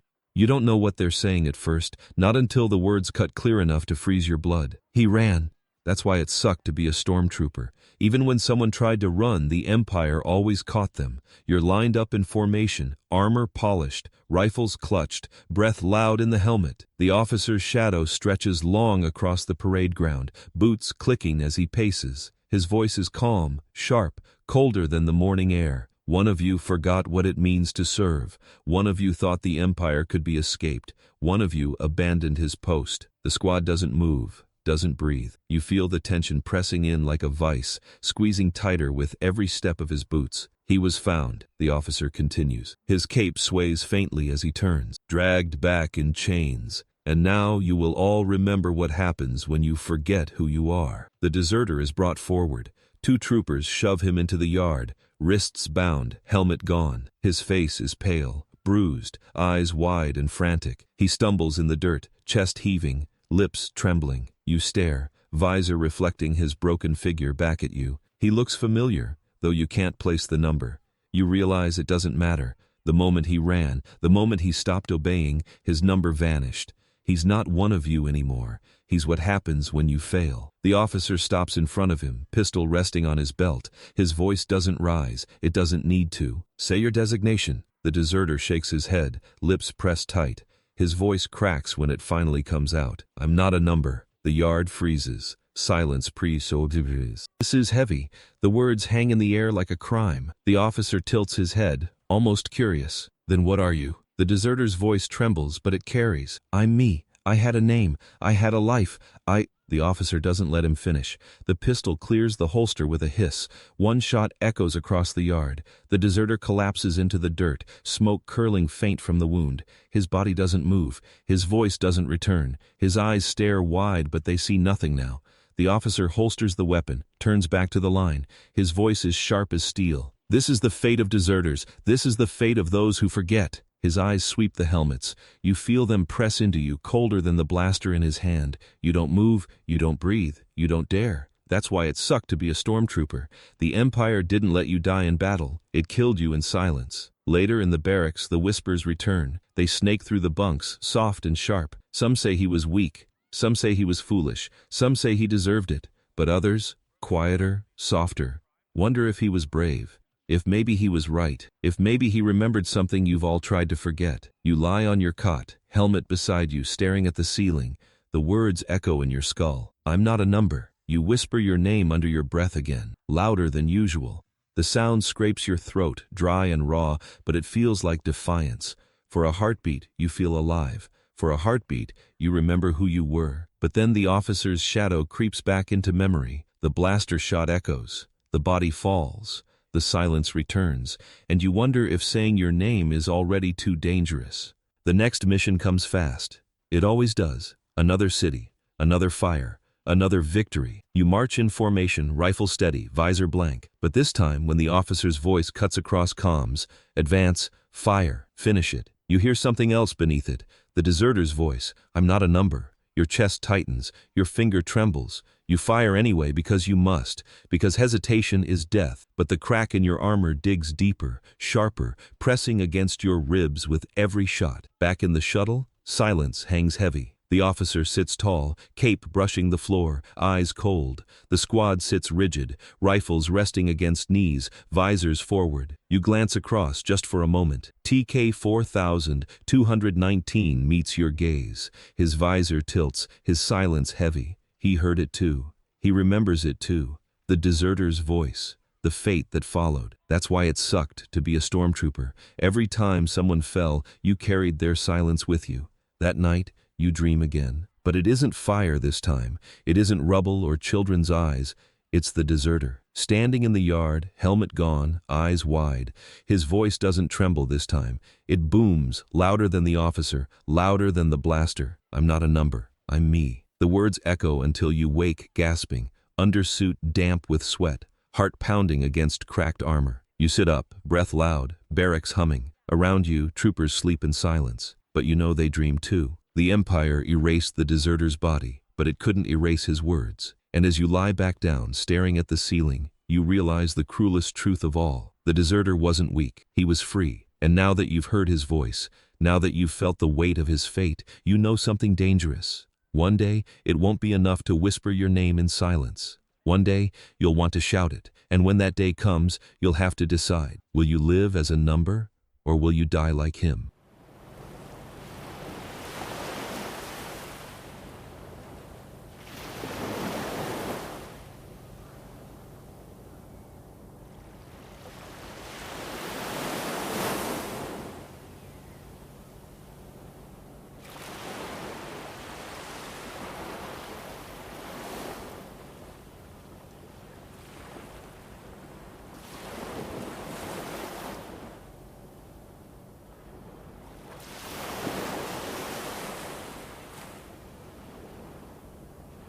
It doesn't wash off. You scrub until your knuckles ache, until your skin burns beneath the plastoid. You dip the gloves into the sterilizing solution, into the buckets of gray water, into the chemical froth that stings your eyes and burns your throat. But no matter how long you clean, no matter how hard you scrape, it stays. The blood, not visible anymore, not red against white plastoid, not wet against your palms, but you feel it still, pressed into the fabric, pressed into your skin, pressed into your memory. That's why it sucked to be a stormtrooper. Your hands were never your own. They belonged to the Empire. It happened fast, like everything always does. One moment you were advancing through the smoke, rifle raised, breath heavy inside the helmet. The officer's voice crackled sharp and steady across comms. Advance! Fire! Clear them out! The squad moved as one, boots pounding, blasters flashing. Then you rounded a corner and saw them, two figures huddled in the shadow of a collapsed wall. A man, a woman, civilians. Their clothes were tattered, their faces streaked with soot. The man raised his hands slowly, trembling. The woman clutched something to her chest. You froze, visor locking on her arms. It wasn't a weapon, it wasn't a pack, it was a child. Your chest tightened. Your finger hesitated on the trigger. The officer's voice snapped like lightning. Eliminate them! Your heart hammered so loud it drowned out the comms. Your finger trembled. The man's eyes locked on yours.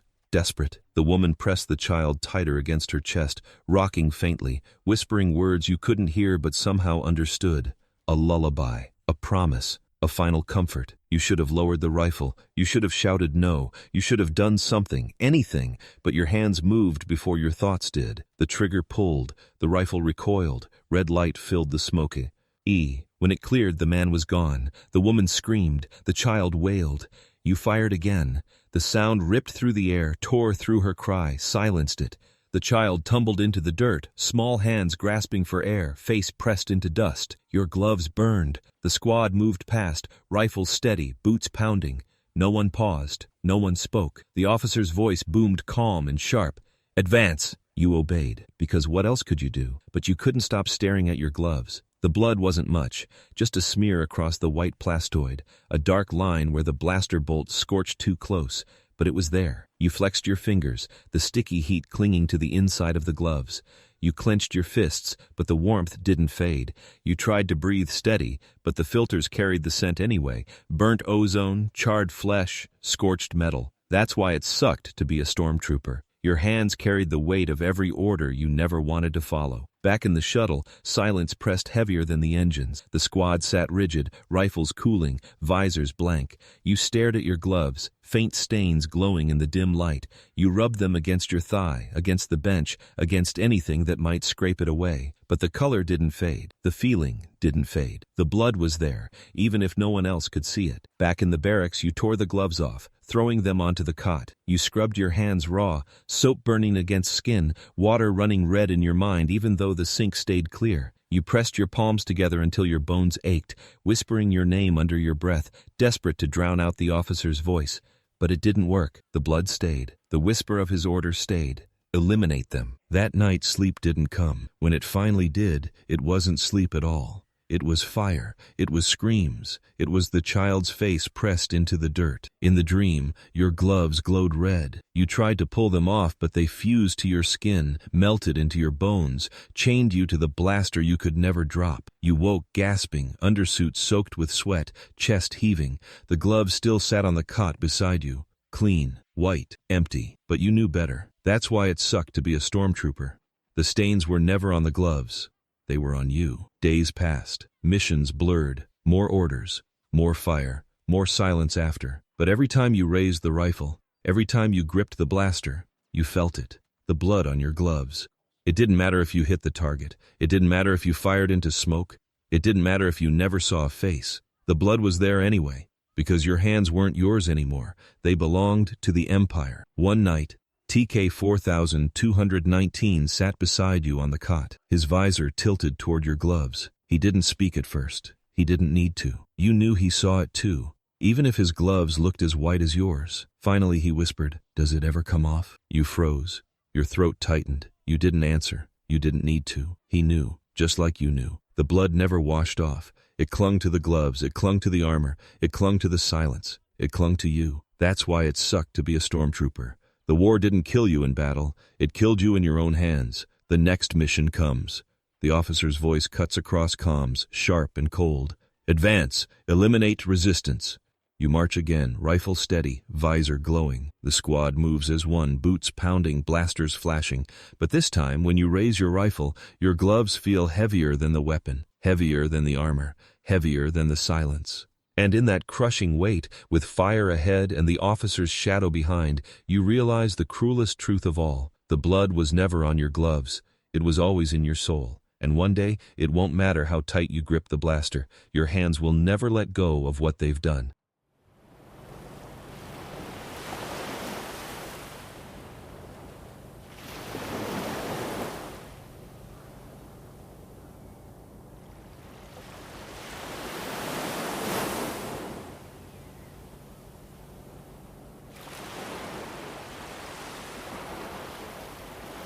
It begins as a whisper, not from you, from them, the officers, the instructors, the holoprojectors flickering on the barracks wall. The words slide through static, through your visor, through your skull until they don't sound foreign anymore. The Empire brings peace. The Empire brings order. The Empire brings safety. At first, they sound hollow. At first, they sound like someone else's voice. But the more you hear them, the more they take root, and eventually, you find yourself whispering them too. That's why it sucked to be a stormtrooper. Even your lies weren't yours. They belonged to the Empire. You sit in the mess hall, tray heavy with tasteless gray paste. The hollow on the wall glows bright, painting every helmet in pale light. The narrator's voice is smooth, confident, calm. Stormtroopers are the defenders of order. Stormtroopers are the bringers of justice. Stormtroopers are the symbol of peace. You chew slowly, jaw aching, throat dry. The words press against your ears, against your skull. You swallow them with every bite until they're not just on the hollow, they're inside you. The officer paces the aisles, boots sharp against steel. His eyes scan the helmets, cold and precise. "Repeat it," he commands. The room echoes with voices, metallic, hollow, unison. The Empire brings peace. The Empire brings order. The Empire brings safety. You speak too. Because you must. Because silence is death. But the words taste like ash. They scrape your throat raw, and still you say them, again and again, until you don't know where the hollow ends, and you begin. That night in the barracks, you lie on your cot, armor stacked neatly at your side. The lights hum overhead, steady and sterile. You close your eyes, but the words don't fade. They echo in the dark, louder than your name, louder than your thoughts. The Empire brings peace. The Empire brings order. The Empire brings safety. You whisper your name under your breath, just to drown them out. But it feels small, weak. The lie is louder. That's why it sucked to be a stormtrooper. The more you repeated the lie, the more you feared it might become true. On the next mission, the words march with you. Your boots crunch over rubble, smoke curls into the sky, blaster fire screams through alleys. Civilians scatter, eyes wide, mouths open in silent pleas. The officer's voice cuts through comms. Eliminate resistance, and the lie is there, waiting on your tongue. The Empire brings peace. You raise your rifle. The Empire brings order. You pull the trigger. The Empire brings safety. Red light flashes, smoke glows, screams cut the air. You march forward. You repeat it again and again, until it doesn't sound like a lie anymore. But then you see it. A woman collapsed in the street, clutching a child to her chest, eyes wide, lips trembling. She isn't holding a weapon. She isn't fighting back. She's just staring at you, through you. The officer's voice snaps. Finish it. Your rifle rises, your finger twitches, and the lie whispers again. The Empire brings peace. But her eyes don't believe it. Her child doesn't believe it. And deep down, neither do you. That's why it sucked to be a stormtrooper. Every time you spoke the lie, someone else's silence told you the truth. Back in the shuttle, the silence is heavy. The officer sits tall, cape brushing the floor, gaze sharp. The squad sits rigid, rifles cooling, visors blank. You stare at your gloves, at the faint marks that will never wash off. The words echo in your skull, scraping against memory. Peace, order, safety. You press your palms together until your bones ache, trying to hold them in, trying to keep them from spilling out. But they already have. Later in the barracks, TK 4219 sits beside you on the cot. His helmet rests at his feet, his face pale in the dim light. He whispers, low and raw, "Do you believe it?" The question cuts sharper than a blaster. You don't answer it first. You can't. His eyes search yours, waiting. You finally whisper back, "I don't know." It's the truest thing you've said in weeks. He nods once, jaw tight, gaze heavy. Then he lies down, turning his back. Silence presses in again. But now you know you're not the only one who feels the weight. That's why it sucked to be a stormtrooper. The only truth you had left was doubt. The next day the holo blares again. Bright light, smooth voice. The Empire brings peace. The Empire brings order. The Empire brings safety. The officer paces. His voice cuts sharp. Repeat it. The squad answers in unison, metallic and hollow. The Empire brings peace. The Empire brings order. The Empire brings safety. You say it too, because you must. But this time the words feel different. This time they taste bitter. This time, you know, it isn't peace, it isn't order, it isn't safety, it's fire, it's rubble, it's blood on your gloves. And in that moment, you realize the cruelest truth of all. The lie wasn't for the galaxy. The lie was for you. Because if you stopped saying it, if you stopped believing it, then you would have to face the silence that waited underneath. And that silence was louder than any order the Empire could ever give.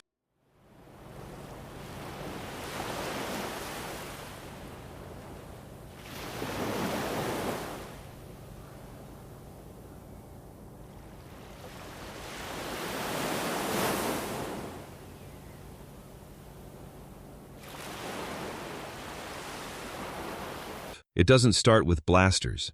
It doesn't start with starfighters screaming across the sky or ships dropping from hyperspace in fire and thunder. It starts smaller, softer. It starts with a whisper in the alleys, a spark in the dark, a flame that flickers in eyes the Empire thought it had broken. You see it before you understand it. A painted symbol on a wall, half scorched but still there.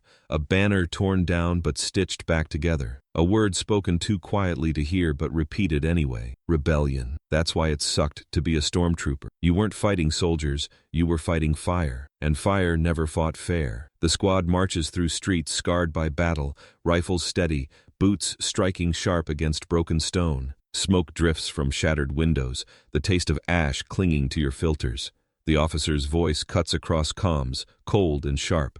Purge the sector. Suppress resistance. His cape trails in the dust, his gaze cutting through smoke like a blade. You obey? Because you must. Because hesitation means death. But something feels different this time. The silence is not silence anymore. It's waiting. It happens in an instant. A rock clatters from a rooftop. A shout echoes through the alley. And then the fire comes alive. Blaster bolts scream down, red light flashing against white armor. The squad scatters, rifles raised, voices sharp. You dive behind cover, rubble scraping your armor, visor flashing with sparks. Your breath rasps inside the helmet, shallow and quick. The officer roars orders. Advance, flank them, suppress fire. But his voice feels far away under the thunder of rebellion. Figures dart between shadows, quick and desperate.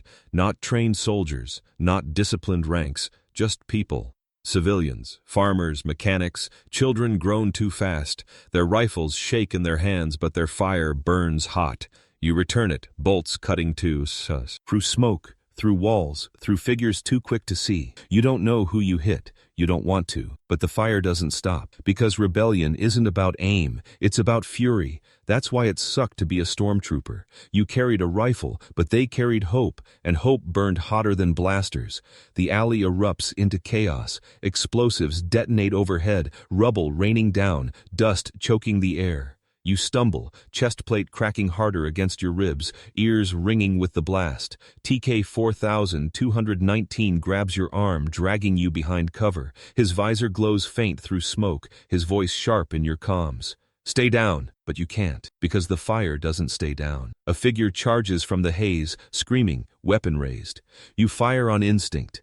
The bolt slams into their chest. They collapse, smoke curling from the wound. Your visor locks onto their face as they fall. Not a soldier, just a boy, younger than you were when you put on the armor. His eyes burn with something you can't name. Not fear, not pain, fire. Even as it fades, the fire is there. Your chest tightens, your gloves burn. The officer's voice cuts sharp. Advance! And you do, because you must, because there is no other way. The squad pushes forward, blasters flashing, rebels falling. But for everyone that drops, 2 more rise. They fight with rusted weapons, with stolen rifles, with bare hands if they must.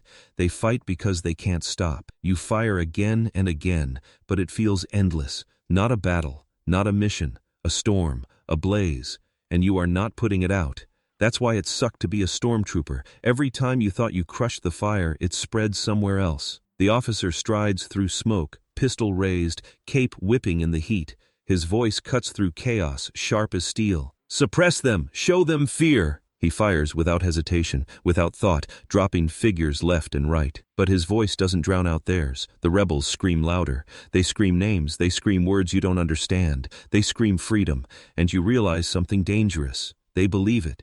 You fire again, but your hands tremble. Your chest plate aches. Your visor fogs with breath. The fire ahead glows brighter than your bolts. You hear explosions in the distance, see banners rising through smoke, feel the ground shake with the rhythm of 1,000 voices. The rebellion isn't just here, it's everywhere. You march forward, but for the first time you wonder if forward is enough. That night, back in the barracks, the silence is heavier than fire. You sit on your cot, gloves clenched, helmet at your side. The officer's words echo in your skull. Suppress, eliminate, finish it. But another voice is there now too. A boy's scream. A woman's lullaby, a word whispered through rubble. Rebellion. TK 4219 sits across from you, visor tilted low. He doesn't speak. He doesn't need to.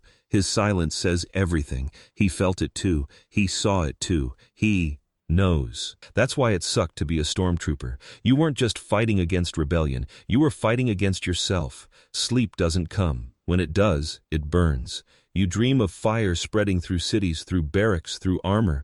You dream of children's eyes glowing like embers, of voices shouting louder than orders, of walls collapsing under the weight of hope. You dream of yourself, visor cracked, gloves burning, standing in the middle of flames you can't put out. You wake gasping, chest heaving, undersuit soaked with sweat. The barracks hums around you, sterile and silent, but you still hear it. The fire, the rebellion, the hope, and in that silence, you realize the cruelest truth of all. The rebellion wasn't just out there, it was inside you now, and one day soon it was going to burn you alive.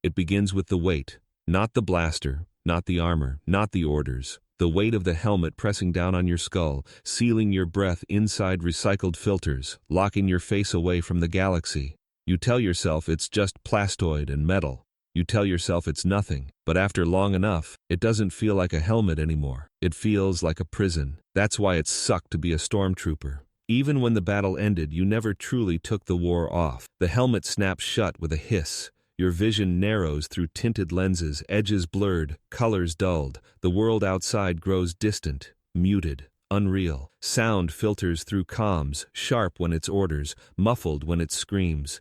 Your breath echoes too loud, shallow, constant, a reminder that the only voice you truly hear is your own. The officer strides past, cape trailing, voice booming across the yard. Form up, eyes forward! And you do. Because the helmet doesn't just hide your face, it hides your hesitation. You march through streets cracked by rubble, blaster heavy in your grip, visor reflecting fire. Civilians scatter, eyes wide, voices lost in static. They don't see you. They see the helmet, white, blank, empty. To them, you aren't a person. You're a mask, a machine, a weapon, and you can't prove them wrong because you can't take it off. Not here, not ever. Later, back in the barracks, the silence hums louder than the lights. You strip off the armor piece by piece, chest aching, gloves stiff with sweat. But when your hands reach the helmet, you freeze. Your fingers rest on the sides, hesitating. You glance down the rows of bunks, rows of troopers lying rigid on their cots. Helmets still on, visors still blank. Few ever take them off. Some never do. You press your fingers harder against the latches, but the officer's voice echoes in your mind. Never remove it in front of others. And never reveal weakness. Never show your face. You lower your hands. The helmet stays. That's why it sucked to be a stormtrooper. You weren't just faceless to the galaxy. You were faceless to yourself. Nights blur together. Dreams come hot and restless. Faces flashing behind the visor. Screams echoing in filtered air. You wake with your breath rattling. Undersuit damp. Chest plate digging into your ribs. You reach for the helmet beside you, fingers trembling, desperate for air. But when you hold it in your hands, it feels heavier than before. You lift it, staring into the black visor. It stares back, blank and empty. You whisper your name under your breath, soft and fragile, but the visor doesn't answer. The helmet isn't protection anymore. It's silence. On the next mission, you feel it pressing harder. Heat builds inside, sweat running down your neck, dripping into your eyes. Your breath grows sharp, shallow, trapped inside the filters.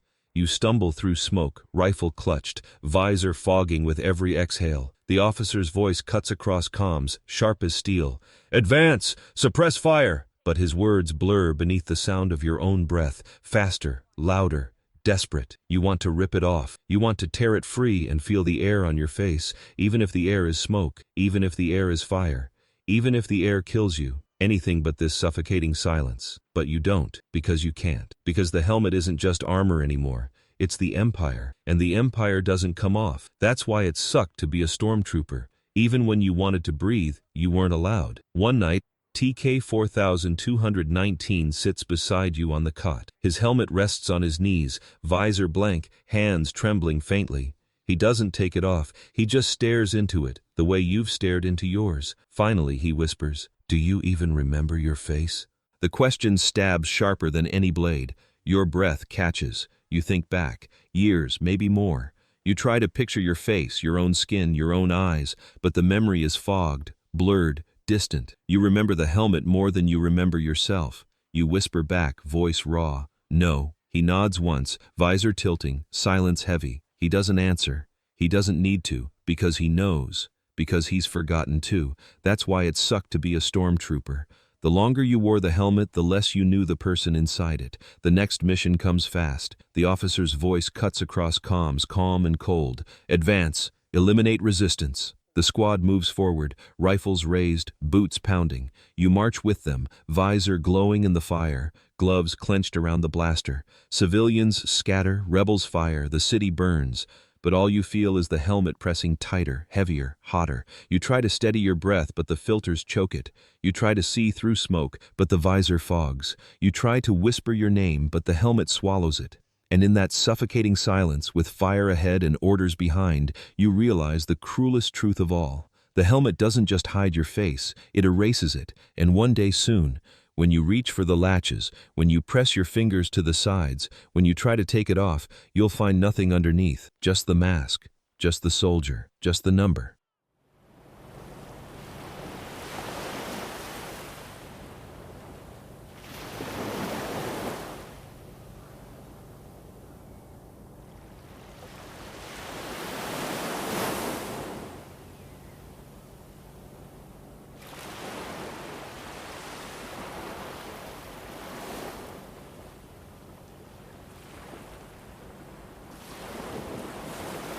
At first, you don't notice it. The change comes slowly, quietly, like dusk creeping across the horizon, a little darker each day, until one evening you look down and realize you can't see the ground beneath you anymore.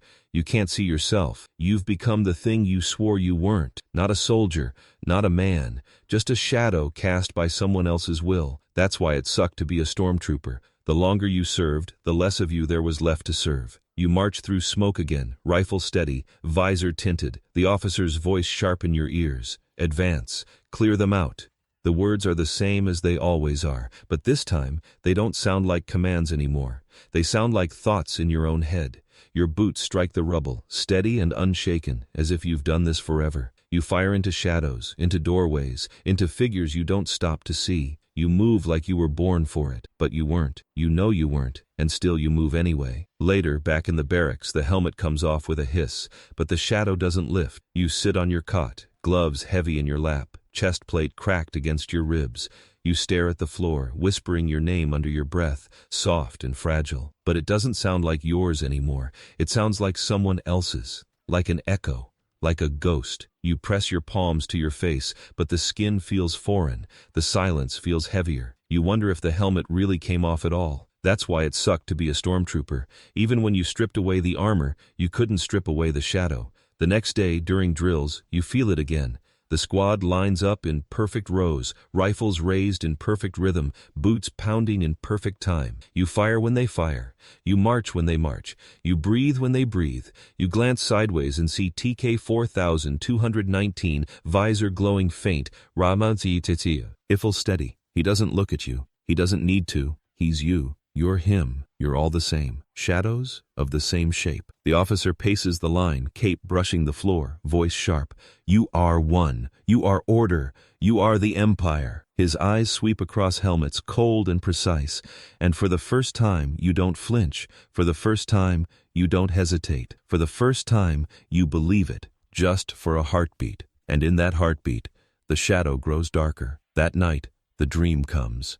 Not fire, not rubble, not children's eyes, just you, standing in the middle of an endless plain, visor blank, rifle steady. Around you, more troopers stretched to the horizon, white armor glowing faint, rifles raised in unison. You can't tell who's who. You can't find yourself. You look down, and the shadow beneath you isn't yours anymore. It's theirs. It's his, the officer's, the Empire's. You wake gasping, helmet at your side, chest heaving. You reach for it, fingers trembling, desperate to rip it free even though it isn't on. But when your hands touch the visor, it feels warm, alive, like it never left your skin. You whisper your name again, louder this time, as if to push the shadow back, but the name feels smaller, weaker, almost gone. That's why it sucked to be a stormtrooper. You weren't living a life, you were watching it disappear. On the next mission you move faster, cleaner. The squad advances in perfect rhythm, blasters flashing, voices silent. The rebels fight harder this time, their fire burning hot, their voices screaming loud. But you don't hear them, not really. You hear the officer's voice. Advance, fire, suppress. You obey without thought. You fire without pause. You march without hesitation. And for the first time it doesn't feel wrong. That terrifies you more than anything, because that's how shadows win. Not all at once, not in fire, in silence. Slowly, quietly, until you don't notice the light disappearing, until you don't notice yourself disappearing, until you look down one day and see nothing but darkness where you used to be. That night in the barracks, TK 4219 whispers again. His voice is low, sharp, trembling. Do you ever feel it? Like you're not you anymore? You don't answer at first. You don't trust your voice. But he looks at you, visor catching the light, eyes hidden. You finally whisper back, yes. The word hangs heavy between you. He doesn't speak again. He doesn't need to. You both know. You both feel it. The shadow creeping in. The silence pressing harder. The name fading softer. That's why it sucked to be a stormtrooper. The only thing worse than becoming a shadow was knowing someone else saw it too. The next mission comes, as it always does. The officer's voice booms sharp. Advance! You march forward, rifle raised, visor glowing. Smoke curls around you, fire burns ahead. Rebels scream from rooftops. But the world feels distant, dull, silent. You move through it like a ghost, like a shadow cast by fire. You fire into the smoke. You march through the rubble. You don't feel it anymore. And that's when you know the cruelest truth of all. The shadow isn't something you fight, it's something you've already become. And one day soon, when the fire grows too bright, when the rebellion screams too loud, when the cracks in the ranks split wide open, you'll have to choose: stay a shadow or finally step into the light.